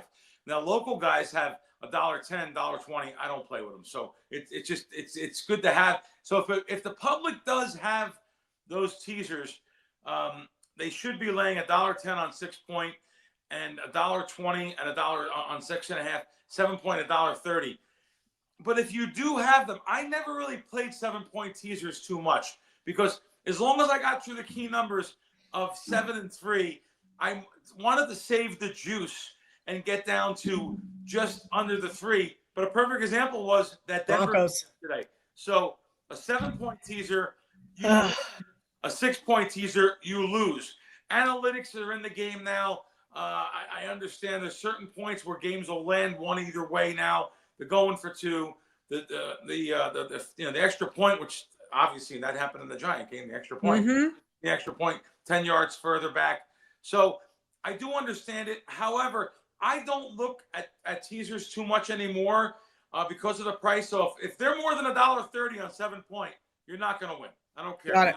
Win. So 6 points, $1.35. Forget it. They should just use a mask and a gun. Tell your bookmaker that you should use a mask and a gun. More money. Just take the money off me. So you want to look at 6-point teasers, and you can lay up to $1.20. All right. This one's a funny username. Crypto Shlong. Shalong. I don't know. Anyway. You don't want to say that again. That's it. I know. I had to read it though. Hey there. Have either of you dabbled in the prediction contract scene yet? I'm performing well with sports here in Washington without regular options. Any tips or insights to share? And so have you looked at the Kalishi poly market scene? Anything like that? Great question. And I don't talk about it enough, but they were just all here. So for G2E, and I met with these guys. There is definitely some big rumblings in the casino/sportsbook corporation world. Let's just put it as a layman's terms. They're starting to get scared to death because Kalshi and Polymarket's coming. Kalshi's here. States like California, Texas, they're fighting it. The Indian Gaming Tribal Councils are all fighting it. They're not going to win. This is a big. I know they're big in California. I get it, but Kalshi's big everywhere. This is big giant Wall Street companies. And of course, I said Polymarket, they're not here yet, but Kalshi is. And guess what? It's going to be the thing of the future. Well, the future is here because you're buying on these prediction markets. You're actually buying contracts, which let's just tell you that the conversion over to 11 to 10 sports betting, it's the same. So anyone that says that you're not betting sports, you're betting sports. Now, Kalshi has all different prediction markets. The next big storm, presidential elections, and different things to happen. So how can they get away with presidential elections because they're claiming it's not betting? Cal, I should have took photos. I think I did take a photo on my phone back when we had the election here, the presidential election. They spent millions and millions up and down the Las Vegas Strip, including the big billboard, which I think is the coolest billboard in town, is on the corner of Harmon and the Las Vegas Strip there, above like that mall. It's a curved giant billboard that you have to see. Oh, Planet Hollywood. Yes. Yeah. Giant curved billboard. That was 24/7 Kalshi. And with the election odds, converted ready for you. Donald Trump. It said, Donald Trump, Joe Biden, or who was running there? Who was Kamala Harris. Yeah, you could tell who I don't even know who was running on that side. Not because I'm political, just because I really don't. I get it. It's never on in my house, politics. Any of those news stations. But they had the odds, and they changed every day. Every day it changed. And then it had the Nevada odds even, because Harris was a big favorite in Nevada. So they had markets on everything. And I'm just looking at the Strip saying, these casinos must be dying, because everyone that sees that, what do? Go and download the app if they want to get involved. But they go into the casino and say, "Oh, I see the sign outside for the odds. What's the odds now?" And I said, "We don't have the odds here. We're not allowed to do it." Kalshi had it up and down the Strip, and they wrote ridiculous amounts of money on the election. And a lot of people became customers because of that election and because of them spending that money. So I think there's going to be a very big hurt if these sports books here in America don't catch up with things. Well, I think it's the gaming laws that won't allow them, correct? I think John Murray over at the Westgate would love to be able to take political odds. Oh yeah, no. I don't mean that. I meant, but Kalshi's legal everywhere. Everyone's betting on their app. So, no, of course the gaming laws, they don't allow, they don't allow you to bet. They have also the awards, the Academy Awards, and of course presidential election, different things like that. But that would be giant here if they allowed stuff like that. Oh, I know. It would be giant here, but they don't allow anything like that at all. But as far as, I'm not trying to be an advertisement for Kalshi or Polymarket, but they're coming. They're coming. Okay. I just met with some people involved, and I'll tell you, I'm looking in myself. I don't have the Kalshi app. I don't have it. I don't know why though. It took. So what would it take for you to get involved? Try to be able. I mean, just send the bank wire. That's all. Yeah.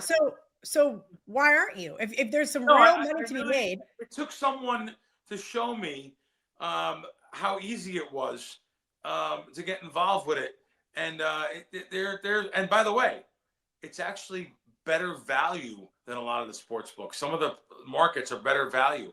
Now I say that, and we have great value in this town on things that people like Thursday night. MGM has on the app 102 on both sides, an hour before the game on the NFL Thursday night game, 105 all day long. John Murray over at Westgate there. I want to say Thursday nights. Yeah, primetime games minus 105. It's all primetime, right? Yeah. Sunday, Monday, Thursday. Yeah. I can't believe that we have an hour. I got to put an ad up for them. I have to do it because not only because they're good to me. Yeah, minus 109 on college football. 105 juice. Yeah. But, that's great. Yeah, 105. So that you're not going to beat it with Kalshi when they have those type of specials. And also for March Madness, I think South Point has 105 at certain points. Some other sports books they have. There's a lot of options here in town. All right, last question. Why would Lincoln Riley ever want to win another game if he has a $90 million buyout? Isn't this whole system really broken? What is Crack's buyout to never place another wager? How much money? If I say, Crack, I'm going to write you a blank check right now to never place another wager. You can never gamble again. I actually enjoy, I usually don't say this on air anywhere. I actually enjoy watching the bookmakers sweat when I bet something. And, oh my God, we trade the line for someone else gets it. It doesn't happen all the time, but a lot of the times I bet. If I'm betting a prop, you can guarantee, who am I kidding? If I bet something at Westgate, Circa, South Point, no matter what it is, they're going to move. And they should move. I'm not saying that. They're smart to move. But I enjoy that. I guess not as much as the winning, but I enjoy that almost as much as the winning. And this guy with 80 to 90 million, I read 80 to 90 million dollars buyout there. I don't think USC's getting rid of him even after this past week. I just don't see it happening. But however, myself, there's a number on almost anything. So sure, there could be a number on there, but it would 5 million, 10 million, 20 million. Yeah. That's the type of number. I think for I don't want to say it because I don't want people to think, but if I could never gamble ever again, but I would just need enough to retire because then I would not be able to be involved in WagerTalk or any of that other stuff. Yeah. I think let's call it 10 million. That'll buy me a nice beach house in Costa Rica. Yeah. Cool. No, it's a big number, but I enjoy it though. I enjoy doing it. Same. I enjoy giving the plays out to everyone, watching it move. I don't know why. It's like it's a sickness actually. I enjoy that like almost more than anything. But that's how you get thrown out though. So when I'm betting something and it moves, they don't like that you have more information than them. It's how I got chased out of Stations casinos. They ran out the door. Mr. Krackomberger, we need that ticket back. Yeah. Happened to me. We need the ticket back. And if you don't give us the ticket back, you can't bet with us anymore. So that's what happened. Crack, you're the best. I love hanging out with you here every single Monday on KIV and Crack. Anything you need to promote before we get you out of here? I don't need anything really. I'm a terrible self-promoter. You know that. I mean, I'll just tell you, I've won almost every single week of football season. So We're going to grind them out. We have basketball and baseball basketball, college basketball, pro NBA props, which I'm excellent at. And I just told people on the earlier show, lock me up to the Super Bowl. That's where you get the Super Bowl props and everything. I mean, that's what I would do. Yeah, that makes the most sense if you're going to get on board, with everything. WT.buzz/Crackman to get involved. Head over to WagerTalk.com. Check out what he's got, not only for Monday Night Football, but all the way through the Super Bowl. Give him a follow on social media as well. He does some awesome stuff here on Wager Talk, including some really great first interviews. Not only did you get Ohtani's bookie, you got the worst gambler ever. No, that was nuts. That was millions of views over on TikTok. Shout out to Crack. Always appreciate him coming through to just hang out with little old me. That was a great interview, Kel. If people want to get to watch that, the interview I did with Terry Watanabe, which is it's on Wager Talk site, on Wager Talk's YouTube page, to have someone that lost $350 million and he has no money today. I literally gave him $40 to go get the cab on the way back to the airport because it was 5 a.m. And just a nice man, a very humble man. The reason why he wants all these things out there is to help others because of these corporations and what they do and what they entice them with. And, it's a great interview. It just shows you the human side of the gambling and what it can do to people. So very great interview by Crack once again. You guys can also check him out here on Wednesdays on the Wager Talk YouTube channel with John Orlando on WiseKracks. If you want a little bit more of the behind the scenes there in Vegas. Thanks, guys, for hanging out with us. Crack and I are going to jump in the comment section. So if you have a question for us next week on Ask KIV and Crack, we'll get it answered. Thanks, everyone, for watching. Thank you.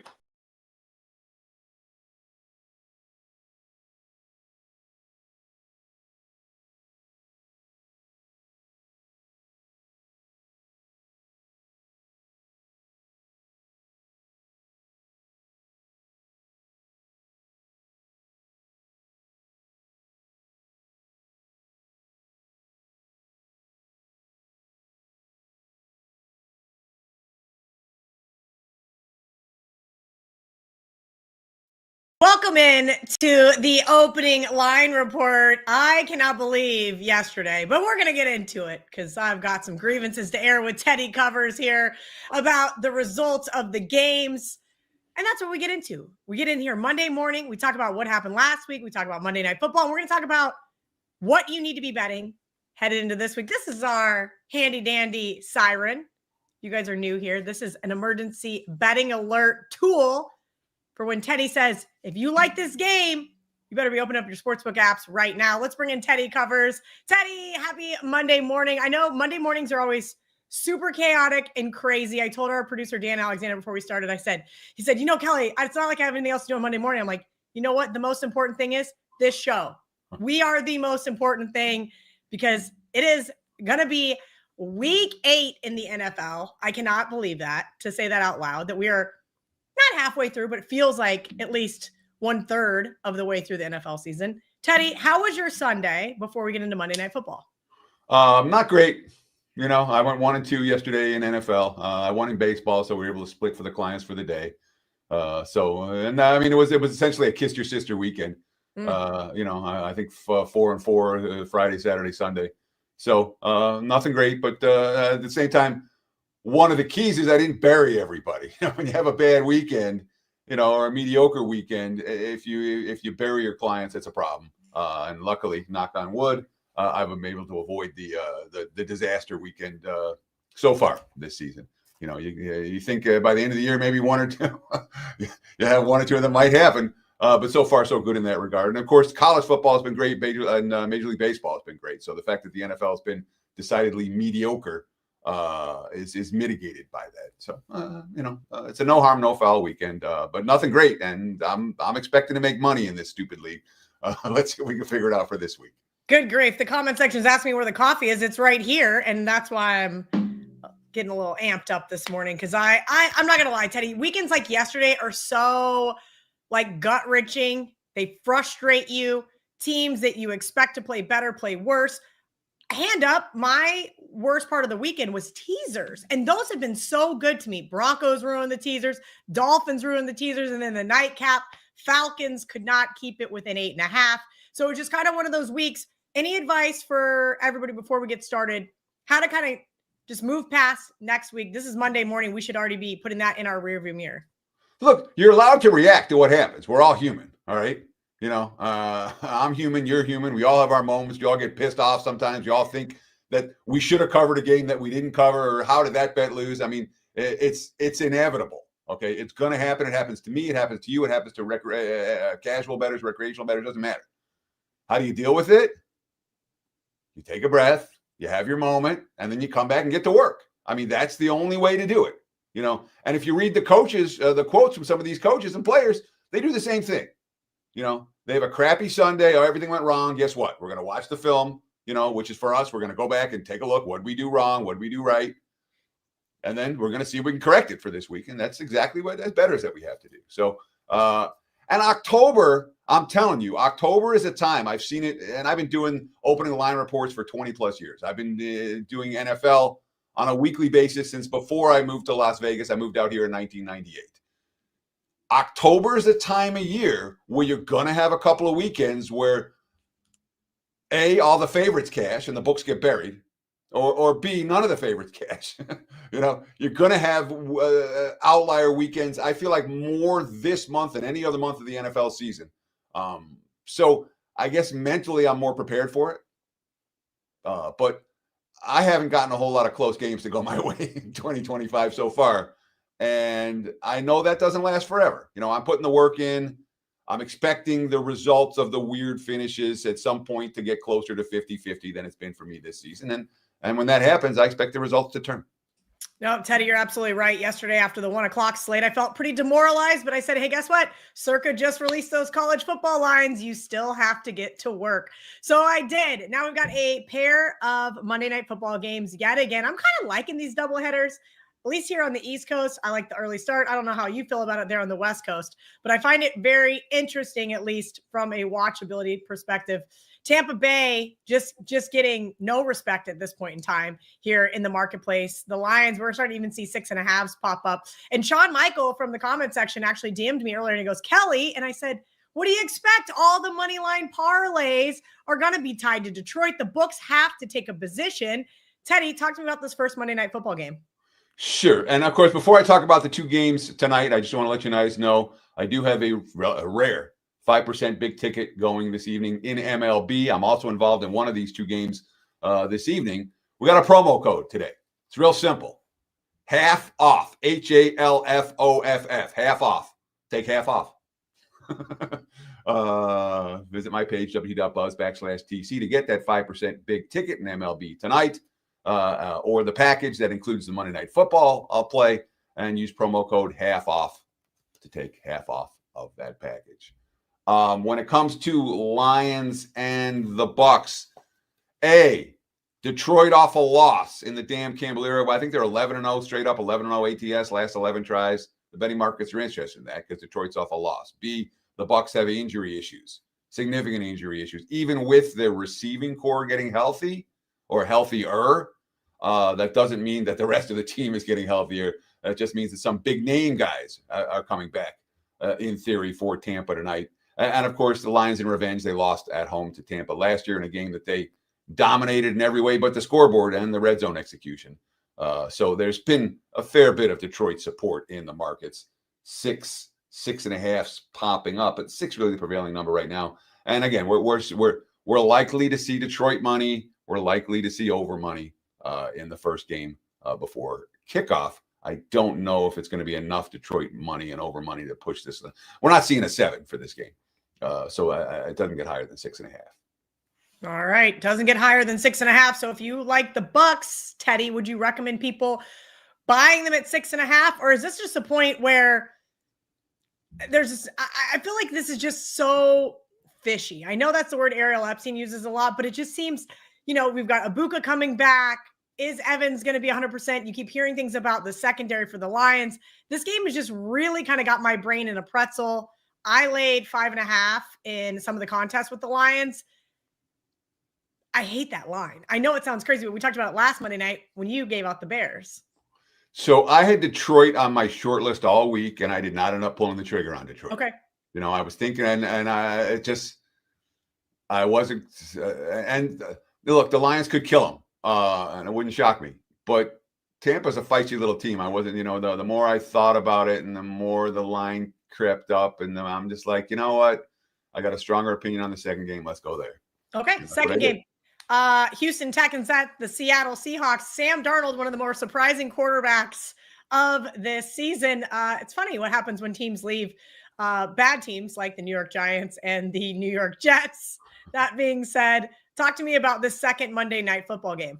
Sure. And so we're seeing threes as a prevailing number. There were a couple of 3.5s. I thought overnight we might see the market move to 3.5. We have not done that. That hasn't happened yet. I'm not sensing that it will. I think it's going to hold 3 with juice for Seattle. Total sitting in the 41 range. There were 40.5s out there. Those have been bought up. I wouldn't be surprised if we see a little bit more over money. If you like the under, you can wait. If you like the over, you might want to lock in right now at 41. And again, we talk about same thing with the emergency betting alerts. All right. I'm not talking about my opinion for the game. I'm talking about if you like this side, when is the best time to bet it? Or if you like this total, when is the best time to bet it? And for Houston, Seattle, if you like it, I wouldn't argue if you like the over, grab a 41 now. If you didn't get a 40.5, I don't think you'll see better than that between now and kickoff. All right, let's get into Thursday Night Football. One of the losses that, thank goodness, Teddy somehow still covered the teaser. Otherwise, I might have went over the deep end, was the Vikings. I gave them out as my barking dog on bet on it. And Carson Wentz was so incredibly frustrating. Then on the flip side, I felt like the Chargers were that like wise guy. Everybody I know's on the Chargers. Colts made it easy for the teaser side of things. Talk to me about Thursday Night Football. Chargers marched out as a favorite once again here at home. So with all of these games, I'm going to give you 4 sets of lines.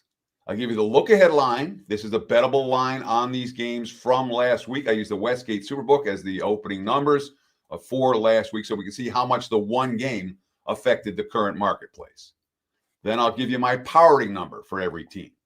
That includes home field edge and team A, team B. It does not include anything situational. Then I'll give you the opening numbers, what we saw last night, and I wrote these down in the first half of Sunday Night Football last night. And then we'll talk about where the number is sitting right now and what we can expect moving forward. So with Minnesota and the LA Chargers, look ahead line, Chargers -3, total of 43. I bet against LA yesterday and on Minnesota. So I got one right and one wrong. My powering number for the Chargers in this game is 3.5. So I'm off market on this one and on the wrong side of 3. Now, in my powering numbers, there's not extra juice attached to the 3. So this isn't the difference between a 2.5 and 3.5 in my powerings is not as big a difference as it is in the actual betting markets because they're going to hold on to the 3 much longer, whereas my powering was going to say, all right, it's 2.5, 3, or 3.5, -110 every way. But my powering number says Chargers 3.5. The market's open 2.5, 43.5 last night, and we've seen nothing but over money. We're seeing 3s popping up right now for LA and over they're up to 44.5, even 45 at some books. And let's get that red light out right here, right now.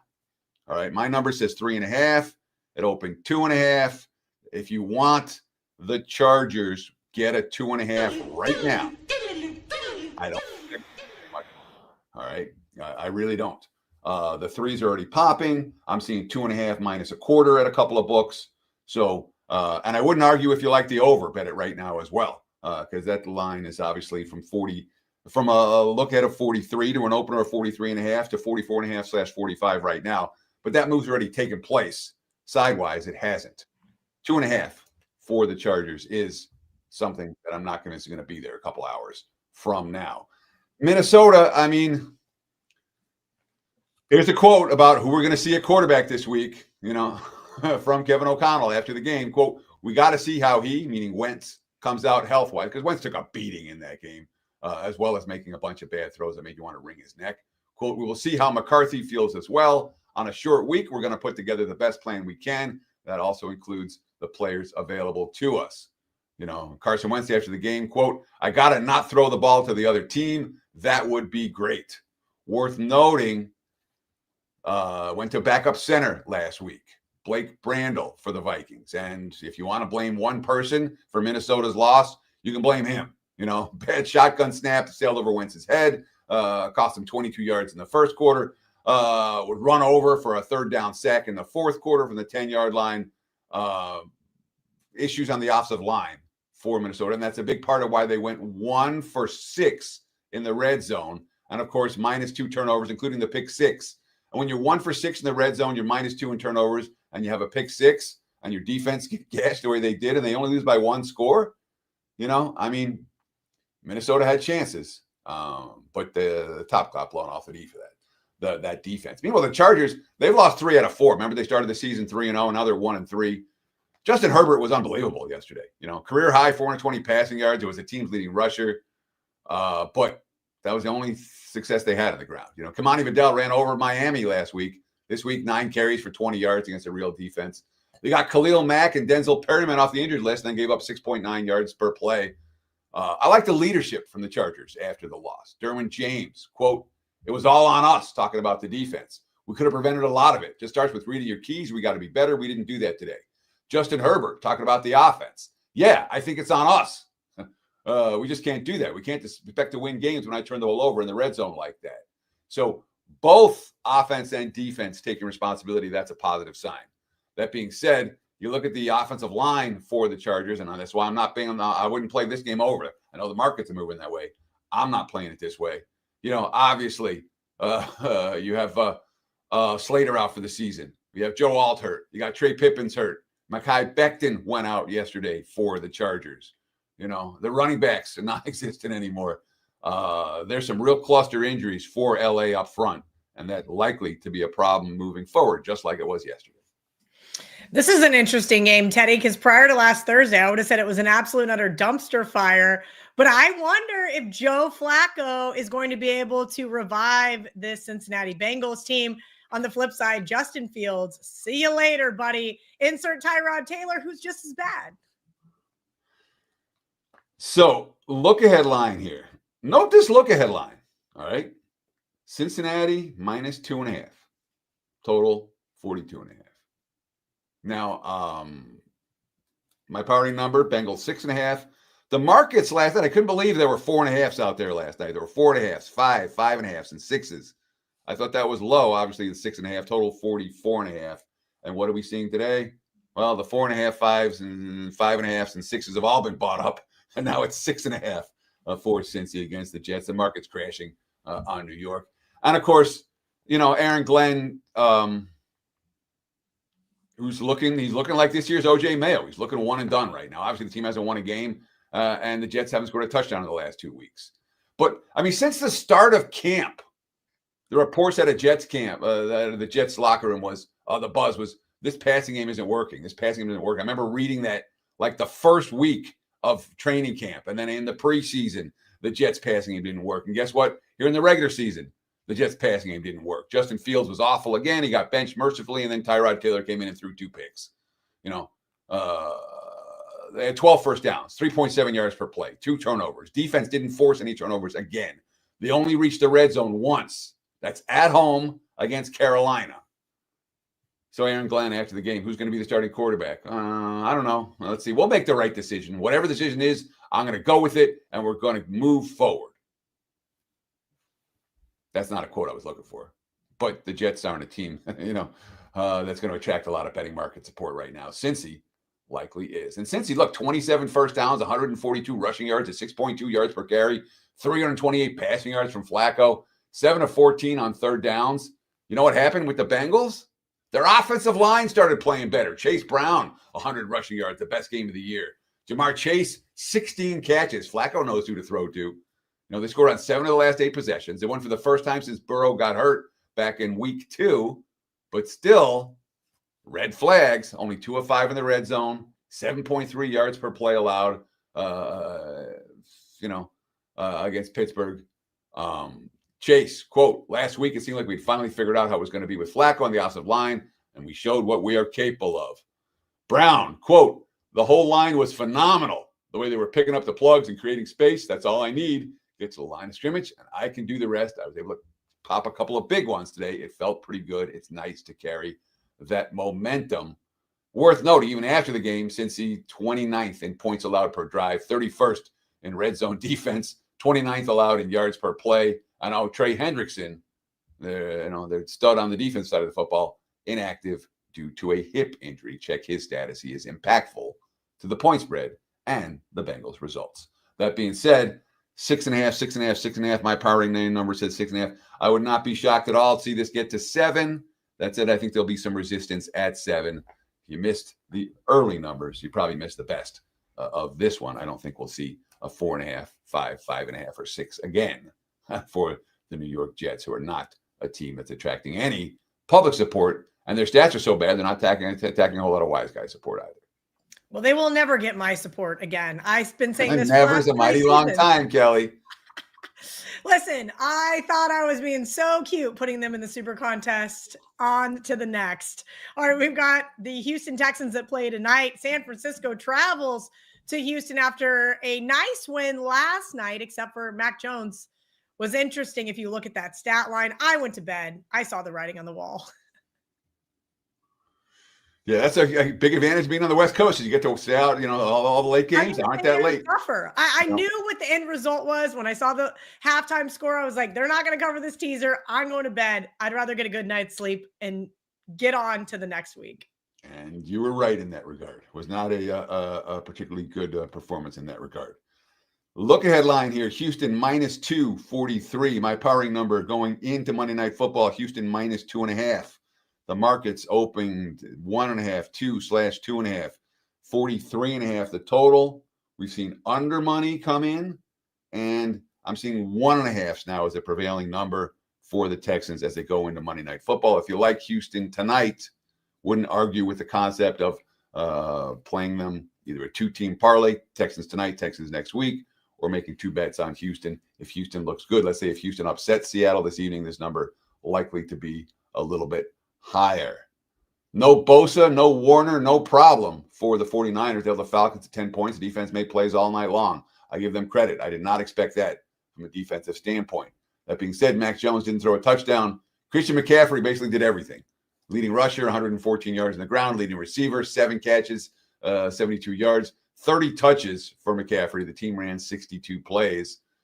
Like the Bengals. They're like, let's go to Chase over and over again. 49ers, smart enough to know McCaffrey's our guy right now when everyone else is hurt. That's an injury report that's a mile long. I do worry about San Francisco moving forward. And as for the Texans, they got the Monday Night Football against Seattle tonight. They're off a win against Baltimore, a blowout win against Baltimore, and a bye week. So if they do win tonight, they'll be on a short week off 3 straight wins. That could be one of those exhale spots in theory. All right, next up, Teddy. Let me get my notes open because I was too busy looking at this Bears team. Man, I don't know what to make of the Chicago Bears, Teddy. I bet they're under 8.5 wins. I do a show right after this in the afternoon with Crack. He said he liked 8.5 wins. All the wise guys were on the over. And I felt really smart after the first couple of games. Now Bears have won 4 straight. Ravens off a bye. Make this one make sense. So I spent a lot of time last night thinking about my Baltimore power rating and where I wanted to power rate this game because my number came way off the market and I thought about it and made an adjustment and then it still came way off the market.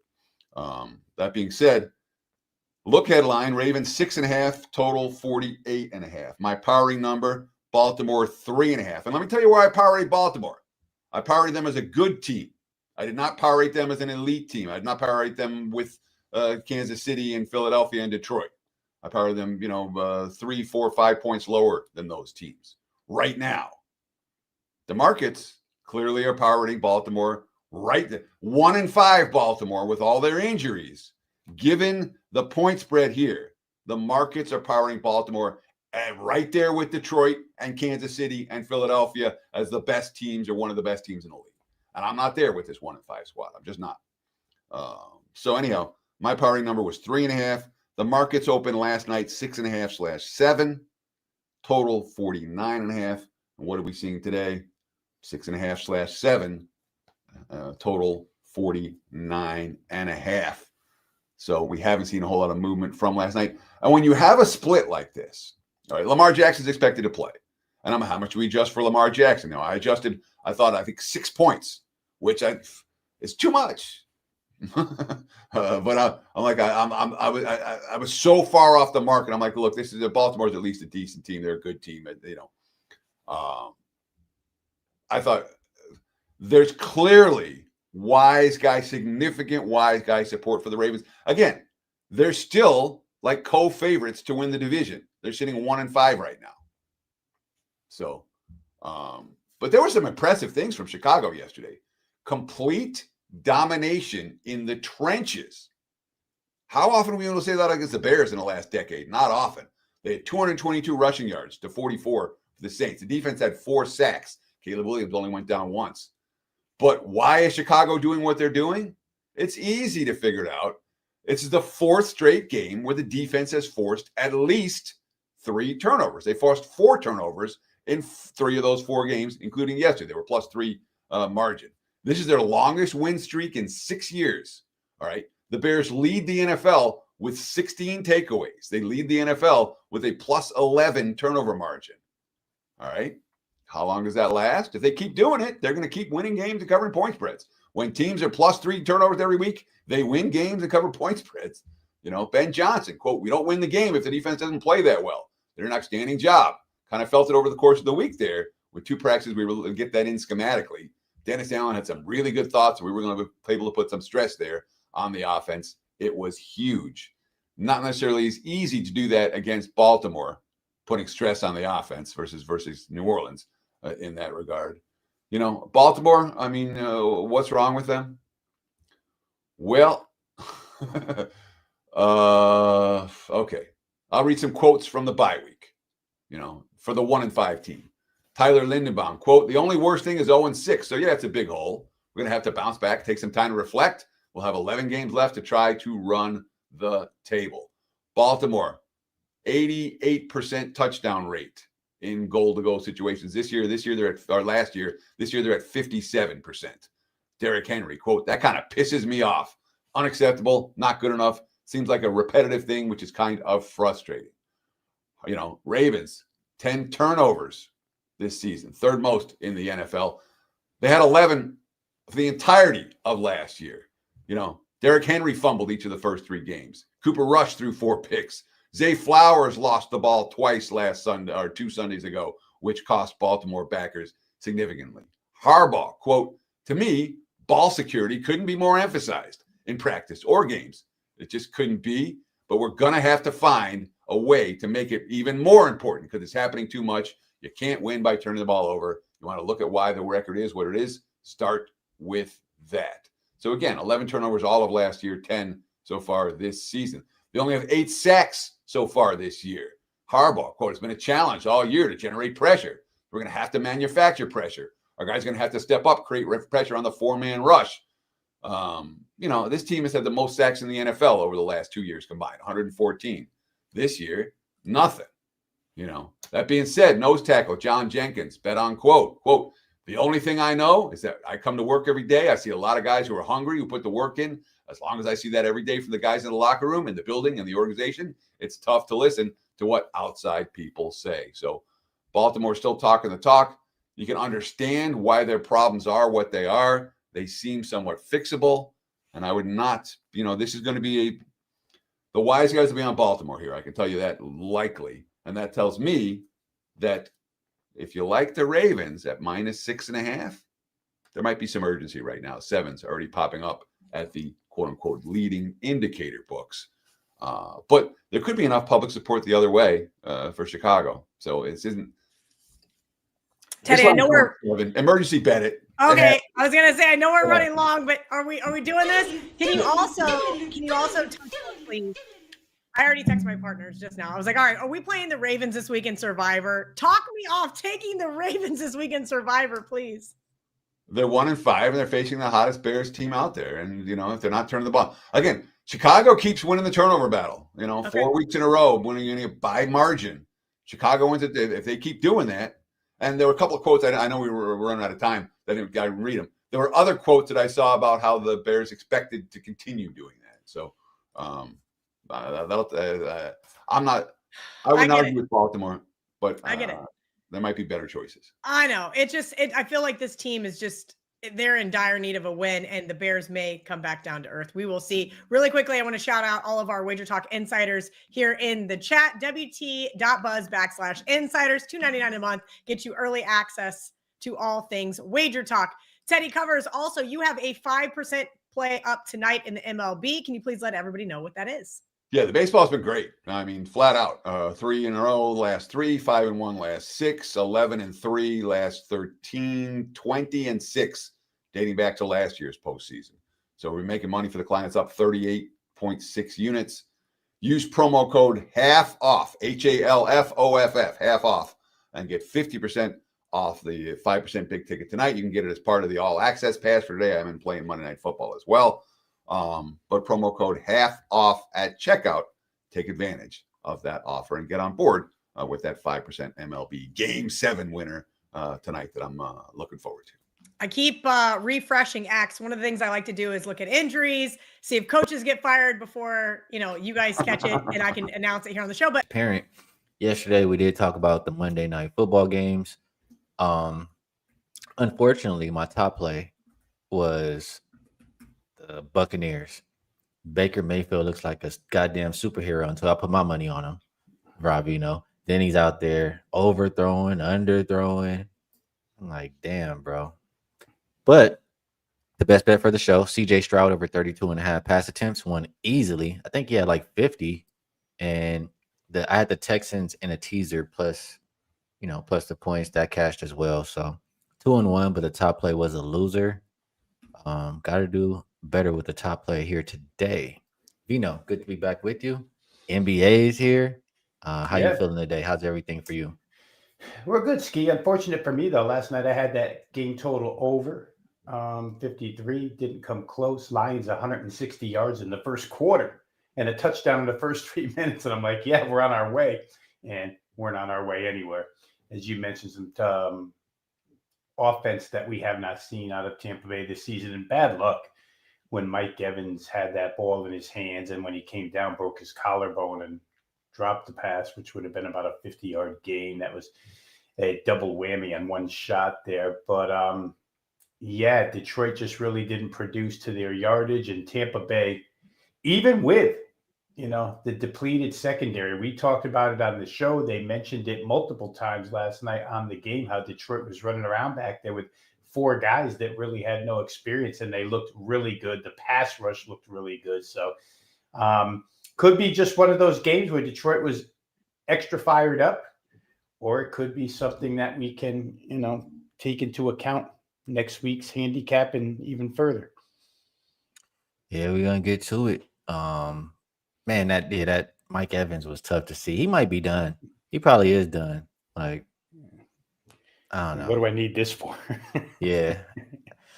Yeah, that's tough. Josh says, shout out to you, Rob, for that Chiefs team total over. You see what he says at the end. I'll never get rid of that, will I? I'll never get rid of that. Yeah, that was a 5%er on Sunday, over 28.5, and they did the right thing. Easily. I think I overthought that game. I did a lot of overthinking with that win stuff. That kind of threw me off of some games. So, all right, let's get to some actionable info for today. 2 NBA games we'll talk about. Man, it feels good to be talking some National Basketball Association again. First one up, 501, 502. We have the Oklahoma City Thunder opening 6.5. It went up, came back down. And again, these numbers have been out for a long time. Right. But it did go up, I think, to about 8, came back down to 6.5 now. Total open 225. And the highest I'm seeing right now is 227.5.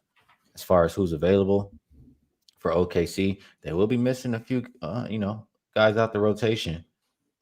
J-Dub, Isaiah Joe, Kenrick Williams, and Topic all look like they're out. For Houston, we all know Fred VanVleet injury. Won't be seeing much of him. Jayshawn Tate, Dorian Finney-Smith out as well. And then Crawford is questionable. Vino, this is a new look Rockets team. Minus Dylan Brooks, minus Jalen Green, and minus Fred VanVleet. We might as well call it like that now too. You do add Kevin Durant. I can't help but think a couple things here. One, where is the playmaking and ball handling coming from? I'm assuming Amen Thompson or Reed Shepherd, but that's not very much to be excited about for me, unless they show me something to become excited about. And then number two, does it take them some time to get used to this new look roster? Guys got to figure out how they're playing with KD now. That could be a thing. For OKC, we know they're the champs. We know how amazing they were last season. And they will get their rings, and they have the more cohesion. Something I'm worried about for OKC here, Robino, is they're a team that they beat you down with that depth. Like over the course of the game, they're gonna wear you out and beat you down. Now I'm missing a couple of those guys, especially some shooting with Isaiah Joe and Jalen Williams. It makes me hesitate. The Thunder were very good without Jalen Williams last year, Robino. They were 13-0 against the spread. None of those games were without Isaiah Joe. Without Isaiah Joe, they were 4-7 ATS. When I think about that, to win by these big margins, you're going to have to do a couple of things well. Shoot the three well, defend the three well, things like that. I don't like the fact that OKC is missing a couple of shooters. So it's tough. It's tough. Rockets do have a lot of bigs. OKC has the bigs in the starting lineup, but one of them gets in foul trouble. Could get a lot of offensive rebounds here for the Rockets. It's a tough game. And, I'm curious. And do you have a good read on it? How are you feeling on Rockets at Thunder? Well, I will say this, Ski. A couple of things you mentioned there I have in my notes here. When you said bigs for the Rockets, how about 4 of their 5 starters are 6'11"? Amen Thompson, 6'7" at point. Then you get Durant, 6'11", Jabari Smith, 6'11", Şengün, 6'11", Steven Adams, maybe 7 foot. Maybe Kevin Durant, 7 foot, right? You got 4. You don't have twin towers. You got quadruple towers on the other side. And the point that I take into consideration the most was what you said about playmaking. We've seen Houston without Fred VanVleet at point. It's not as fluid as it is with Fred VanVleet at point. And maybe I could get excited if it was another team. But I just, in my head this morning when I was going over this game, I could see OKC just swarming the point guard here. Thompson's going to get swarmed. It's what they do best. Once they let Caruso off the bench, we all know how it goes, right? They get after it. All of those guys. So Kason Wallace, all those guys. I could see turnovers on the Houston side. If you're the Oklahoma City side offensively, I think maybe you want to just push the pace against a bunch of 6'11s and see if they can all run with you. OKC's good at that. All that being said, the worry is what you said. I remember last year posting on Twitter that Isaiah Joe's the only real 3-point threat on this team. They shoot him in volume, but they don't make them. They're a bunch of crooked shooters on that team. And when you take away a couple pretty big components, Isaiah Joe included, Jalen Williams included, it gets a little bit tougher to make shots. Is Lou Dort going to make shots from 3? They're streaky. He does when he's open now, but he might not be as open without Jalen Williams out there. Well, and in streaky form too, I would say. Like Dort is a guy that could go 0 for 6 and then in the third quarter make 3 in a row. So you never know with him. I didn't trust it either way. I thought, like you said, Houston should be in pretty firm control of the boards here, especially the defensive boards, which are important. You don't want to give OKC second chances. They score a lot of points on second chances. I thought under when I looked at it, Ski, and it was 228.5. It's now come down to 227.5. But I just don't see either side breaking loose offensively for 4 quarters. To get to 228, you need 57 a quarter. And I could see one of these quarters being below that, if not a couple, like at the 55 level. So for me, I think it's going to be under the 227.5. We know Udoka's based on defense anyway, and actually so is Oklahoma City. So as long as Houston doesn't turn it over a zillion times, I do expect them to get harassed and turn it over a few times. But as long as they don't give up like 30 points off turnovers, I think this probably stays under. Well, that's the problem. When you don't have a point guard, true point guard, and you're playing the number one team, forcing turnovers from last year, Lou Dort, Caruso, I mean, they're going to be hounding them guys over there. They could absolutely, to what you said earlier, they could get these steals and just get out and run. When I looked at those games without Isaiah Joe, 7-3 to the over. Missing the best shooter, 7-3 to the over. That was pretty interesting to me. But yeah, those turnovers and OKC wanting to run just gives me hesitation on that full game under. If I was taking an under here, it would be Rockets team total under. Just thinking that, they're really going to struggle unless it's second chance points or getting to the free throw line. I mean, KD can probably score, but buckets in general, I think will be tougher to come by for the Rockets. I can see the Thunder, we just talked about them getting out in transition and running. I can see them putting up their side. So Rockets team total under was appealing to me. Mark says, can Houston shoot enough threes to keep pace with OKC scoring? I don't like the spacing for Houston at all.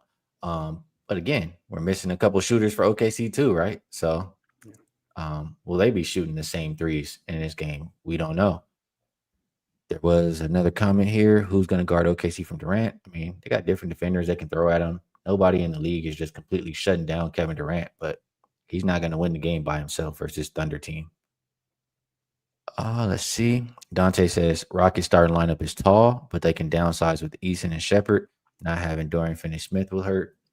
I think with the Rockets, though, like your advantage is your size, right? So do you want to go and take that away and start playing OKC's game? Because that's what that means. If you downsize, OKC is happy with that, and they'll just run. What's good, Brody? My guy, Randy A.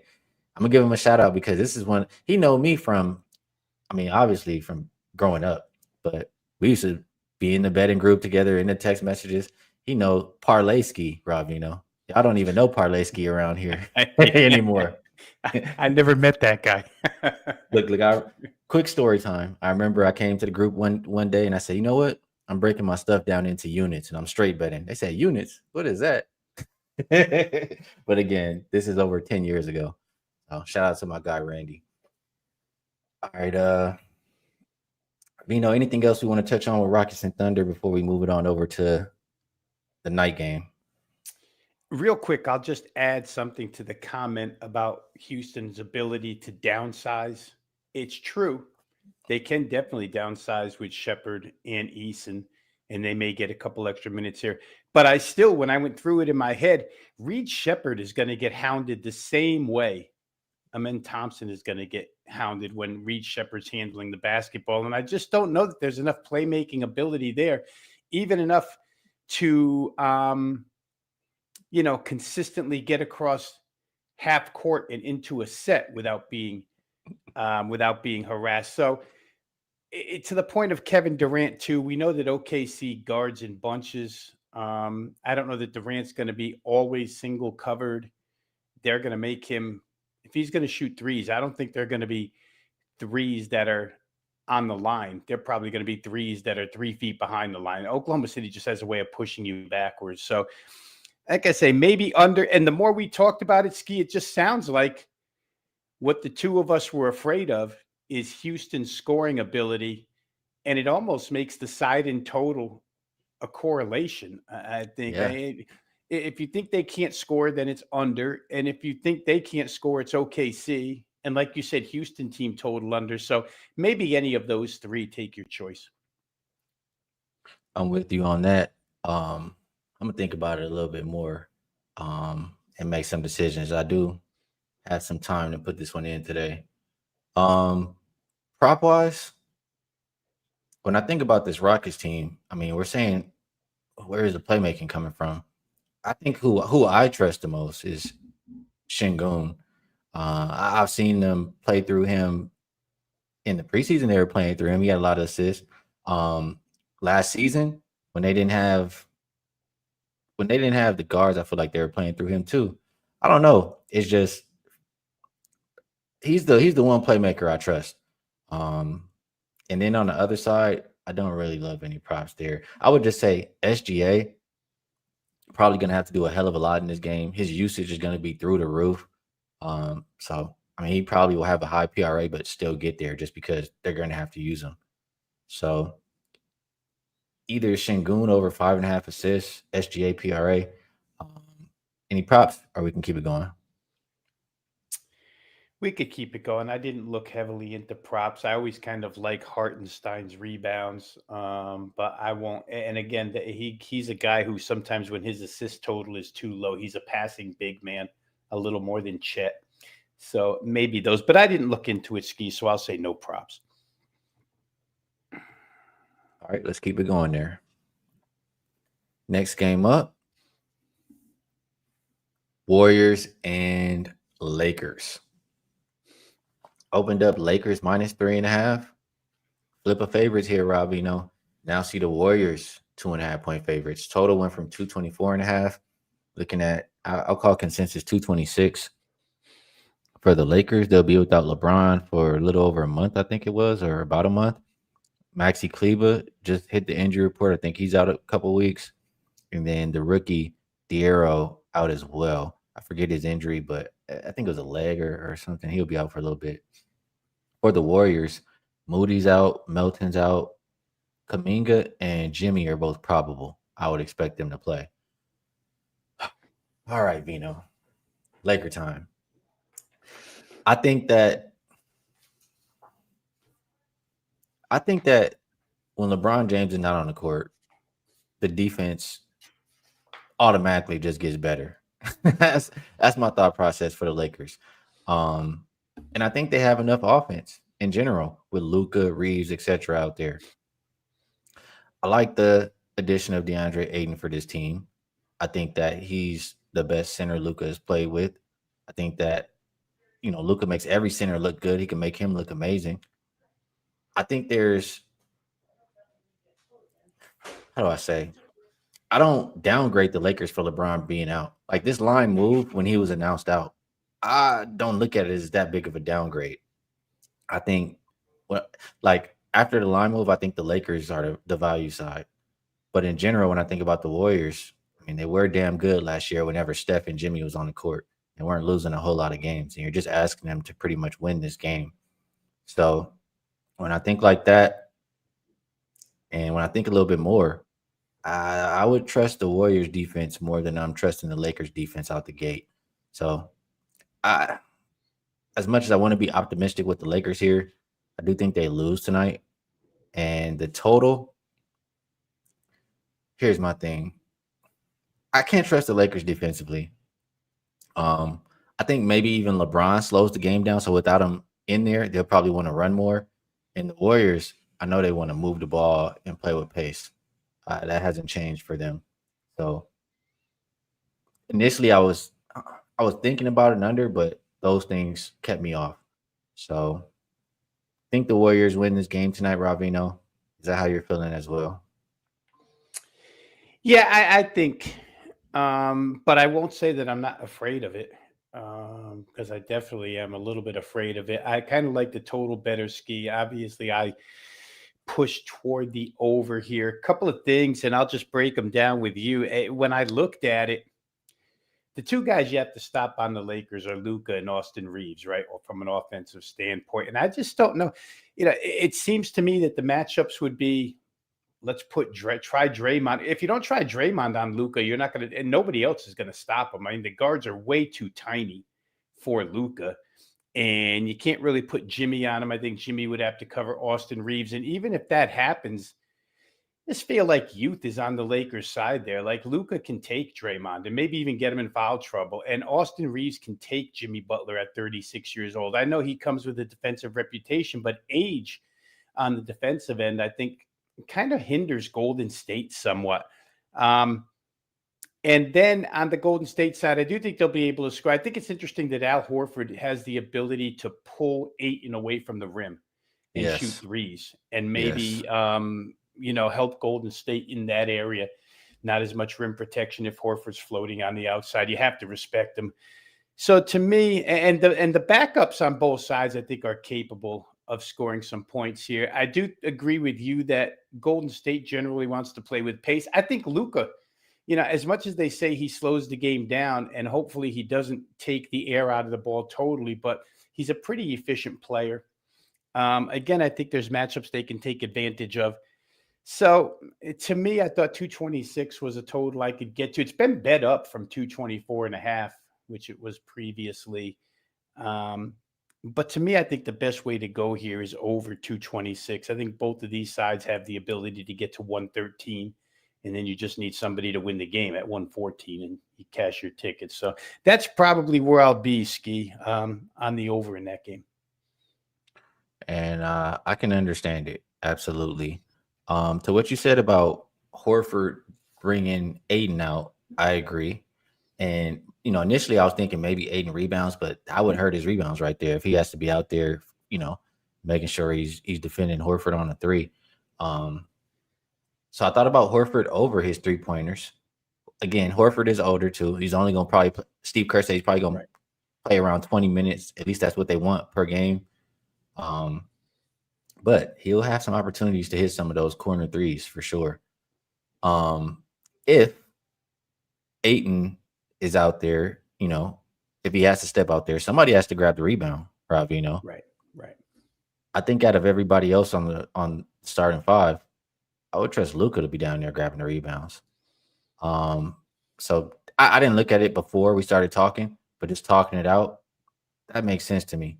Any thoughts on either Horford? I believe it's 1.5 threes. And Luka, I would have to check his rebound prop. But any thoughts on those two? Well, we know Luka's basically a triple-double machine. So, to expect him to get, I don't know what the total is going to be, but let's just say if it was 8.5, he probably 8.5 is the number at plus money, plus 110 at 8.5.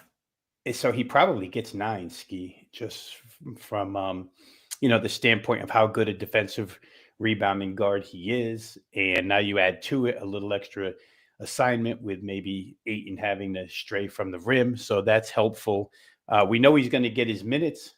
For sure he's going to get his minutes, especially with LeBron not out there for a while. So I could see that happening. Luka over 8.5 rebounds. And even Horford, even in limited minutes, you would expect on Golden State with Steve Kerr, he's got a green light to shoot threes when available. So if he gets 5 attempts in 20 plus minutes, 4 attempts, you got to shoot 50%. That makes it a little bit more difficult, but it's a good open shooter. I don't know. I would think Luka's rebounds total over is probably more to my liking. And just real quick, talking about when rotation patterns are happening in this game and substitutions are made, Golden State becomes smaller when Kuminga's probably going to come on the floor and Horford will exit, and they become small and quick. But he healed, small and quick, better shooting. I just think that's an added element to this game going over the 226. I like it. Mark says LA, no bench, no bueno. Mark looks like he's heavy on that Golden State. And let's see what else we got here in the comment section. There goes JB, said we back. Yeah, man, it's good to have NBA back for sure. Al Horford is plus, looks like So likes this in the chat as well, plus 124 for over 1.5, and Luka rebounds. Or maybe he's just telling us what the lines were. Luka's rebounds plus money for 8.5 as well. I do think if you take both, at least one hits, both at plus money. All right, Vino.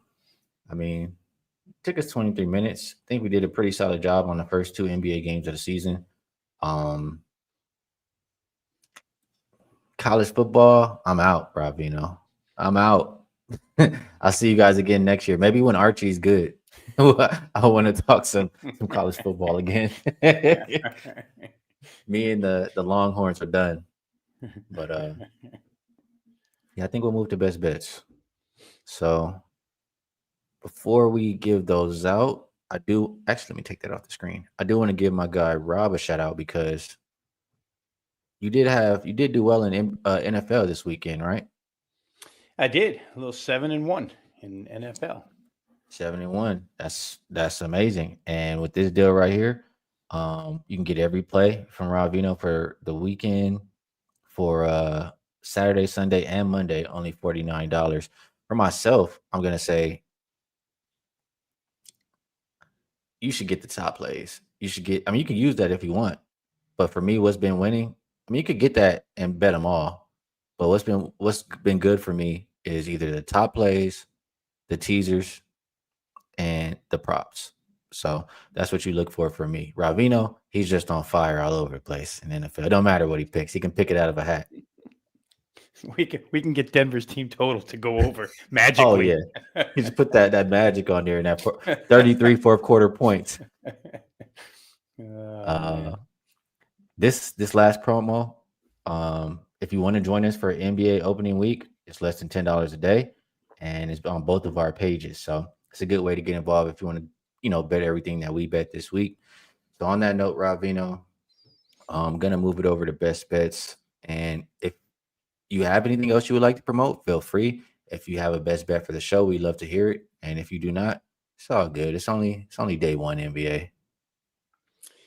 And I will say, Ski, and I hate to do this to the audience, but my best bet is my only NBA play, and it's $5 Tuesday. So I'm going to ask you guys, There we go. instead of me just telling you if you want it, it's $5. I'm not asking for much. It's $5. So I'll withhold. $5 Tuesday over at WagerTalk, by the way, a good way if you've ever wanted to just test out a handicapper.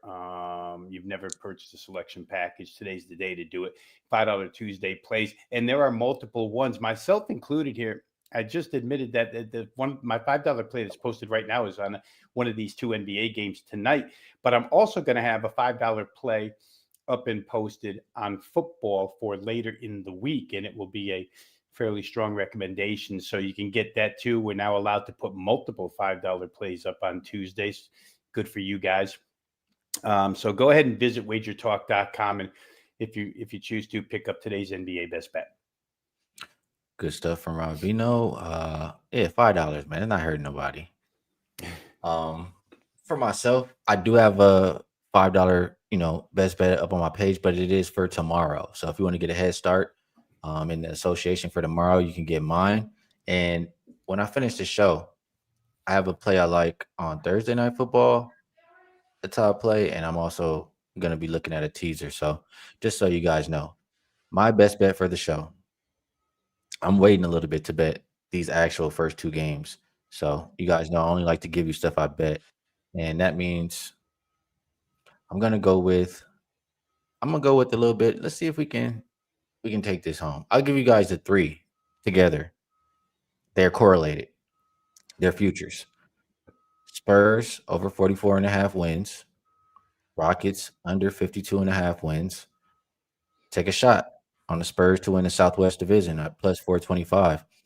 I mean, we already have problems for this Rockets team to start the year. We don't know who's going to be playmaking. Don't have a 2-point guard. Can't really afford to deal with a lot of injuries. Got an old Kevin Durant over there. I mean, Kevin Durant hasn't been on a 53-win team since the Warriors. I think this team takes a step back, the Rockets, this season. And I think the Spurs, I mean, you got the Rookie of the Year from last year. You got one of the clutchest players in the NBA, De'Aaron Fox, Defensive Player of the Year in Wemby. I think that they can take a step forward. So you combine those together, it's those three bets. Spurs over, Rockets under, Spurs win that division. That's what I'll leave with for now. And tomorrow, we do have a loaded slate, man. 11 NBA games. We'll definitely have something for you guys on those games tomorrow for best bet for the show. But it's good to be back on here talking NBA with you. Yeah. Anything else you want to add before we get out of here? You know what? You just did that, Ski. I should have thought of that myself. Let me leave the chat with something here as far as futures is concerned. I did play the Milwaukee Bucks season win total over 43.5, guys. They won 48 last year despite numerous problems, numerous injuries. We all know what happened to Lillard. We know Bobby Portis was out 20 games. We know Giannis was out. Somehow they still managed to get themselves to 48 wins. And now they're in a division where Indiana is going to be without Therese Halliburton. Should be a little bit helpful in their matchups against them. I just thought if you can win 48 last year with all the turmoil that they had, you can certainly get to 44 this year. So that is a I'll leave that as a best bet here. Milwaukee Bucks season win total up and over 43.5. And if you're going to come around tomorrow, I'm looking at the clock, Ski, 29 minutes, 19 seconds on air today. 12 NBA games tomorrow, or 11, whatever it is. Guys, bring a lunch with you because we might be here for a while. We're going to have to start on time tomorrow, Rob, Yeah, we're going to have to break the rules. Yeah, we got a lot of work to do tomorrow for sure. It'll be a longer show. But yeah, good stuff. That's going to wrap it up for this one. So, Bino, appreciate you taking the time to come cap these games with us. Everybody in the chat, it's good to see you guys again. And appreciate what you all bring to the table as well. Best of luck, everybody, on all your action tonight. Like I said, we'll be back again tomorrow, and we will catch you all then.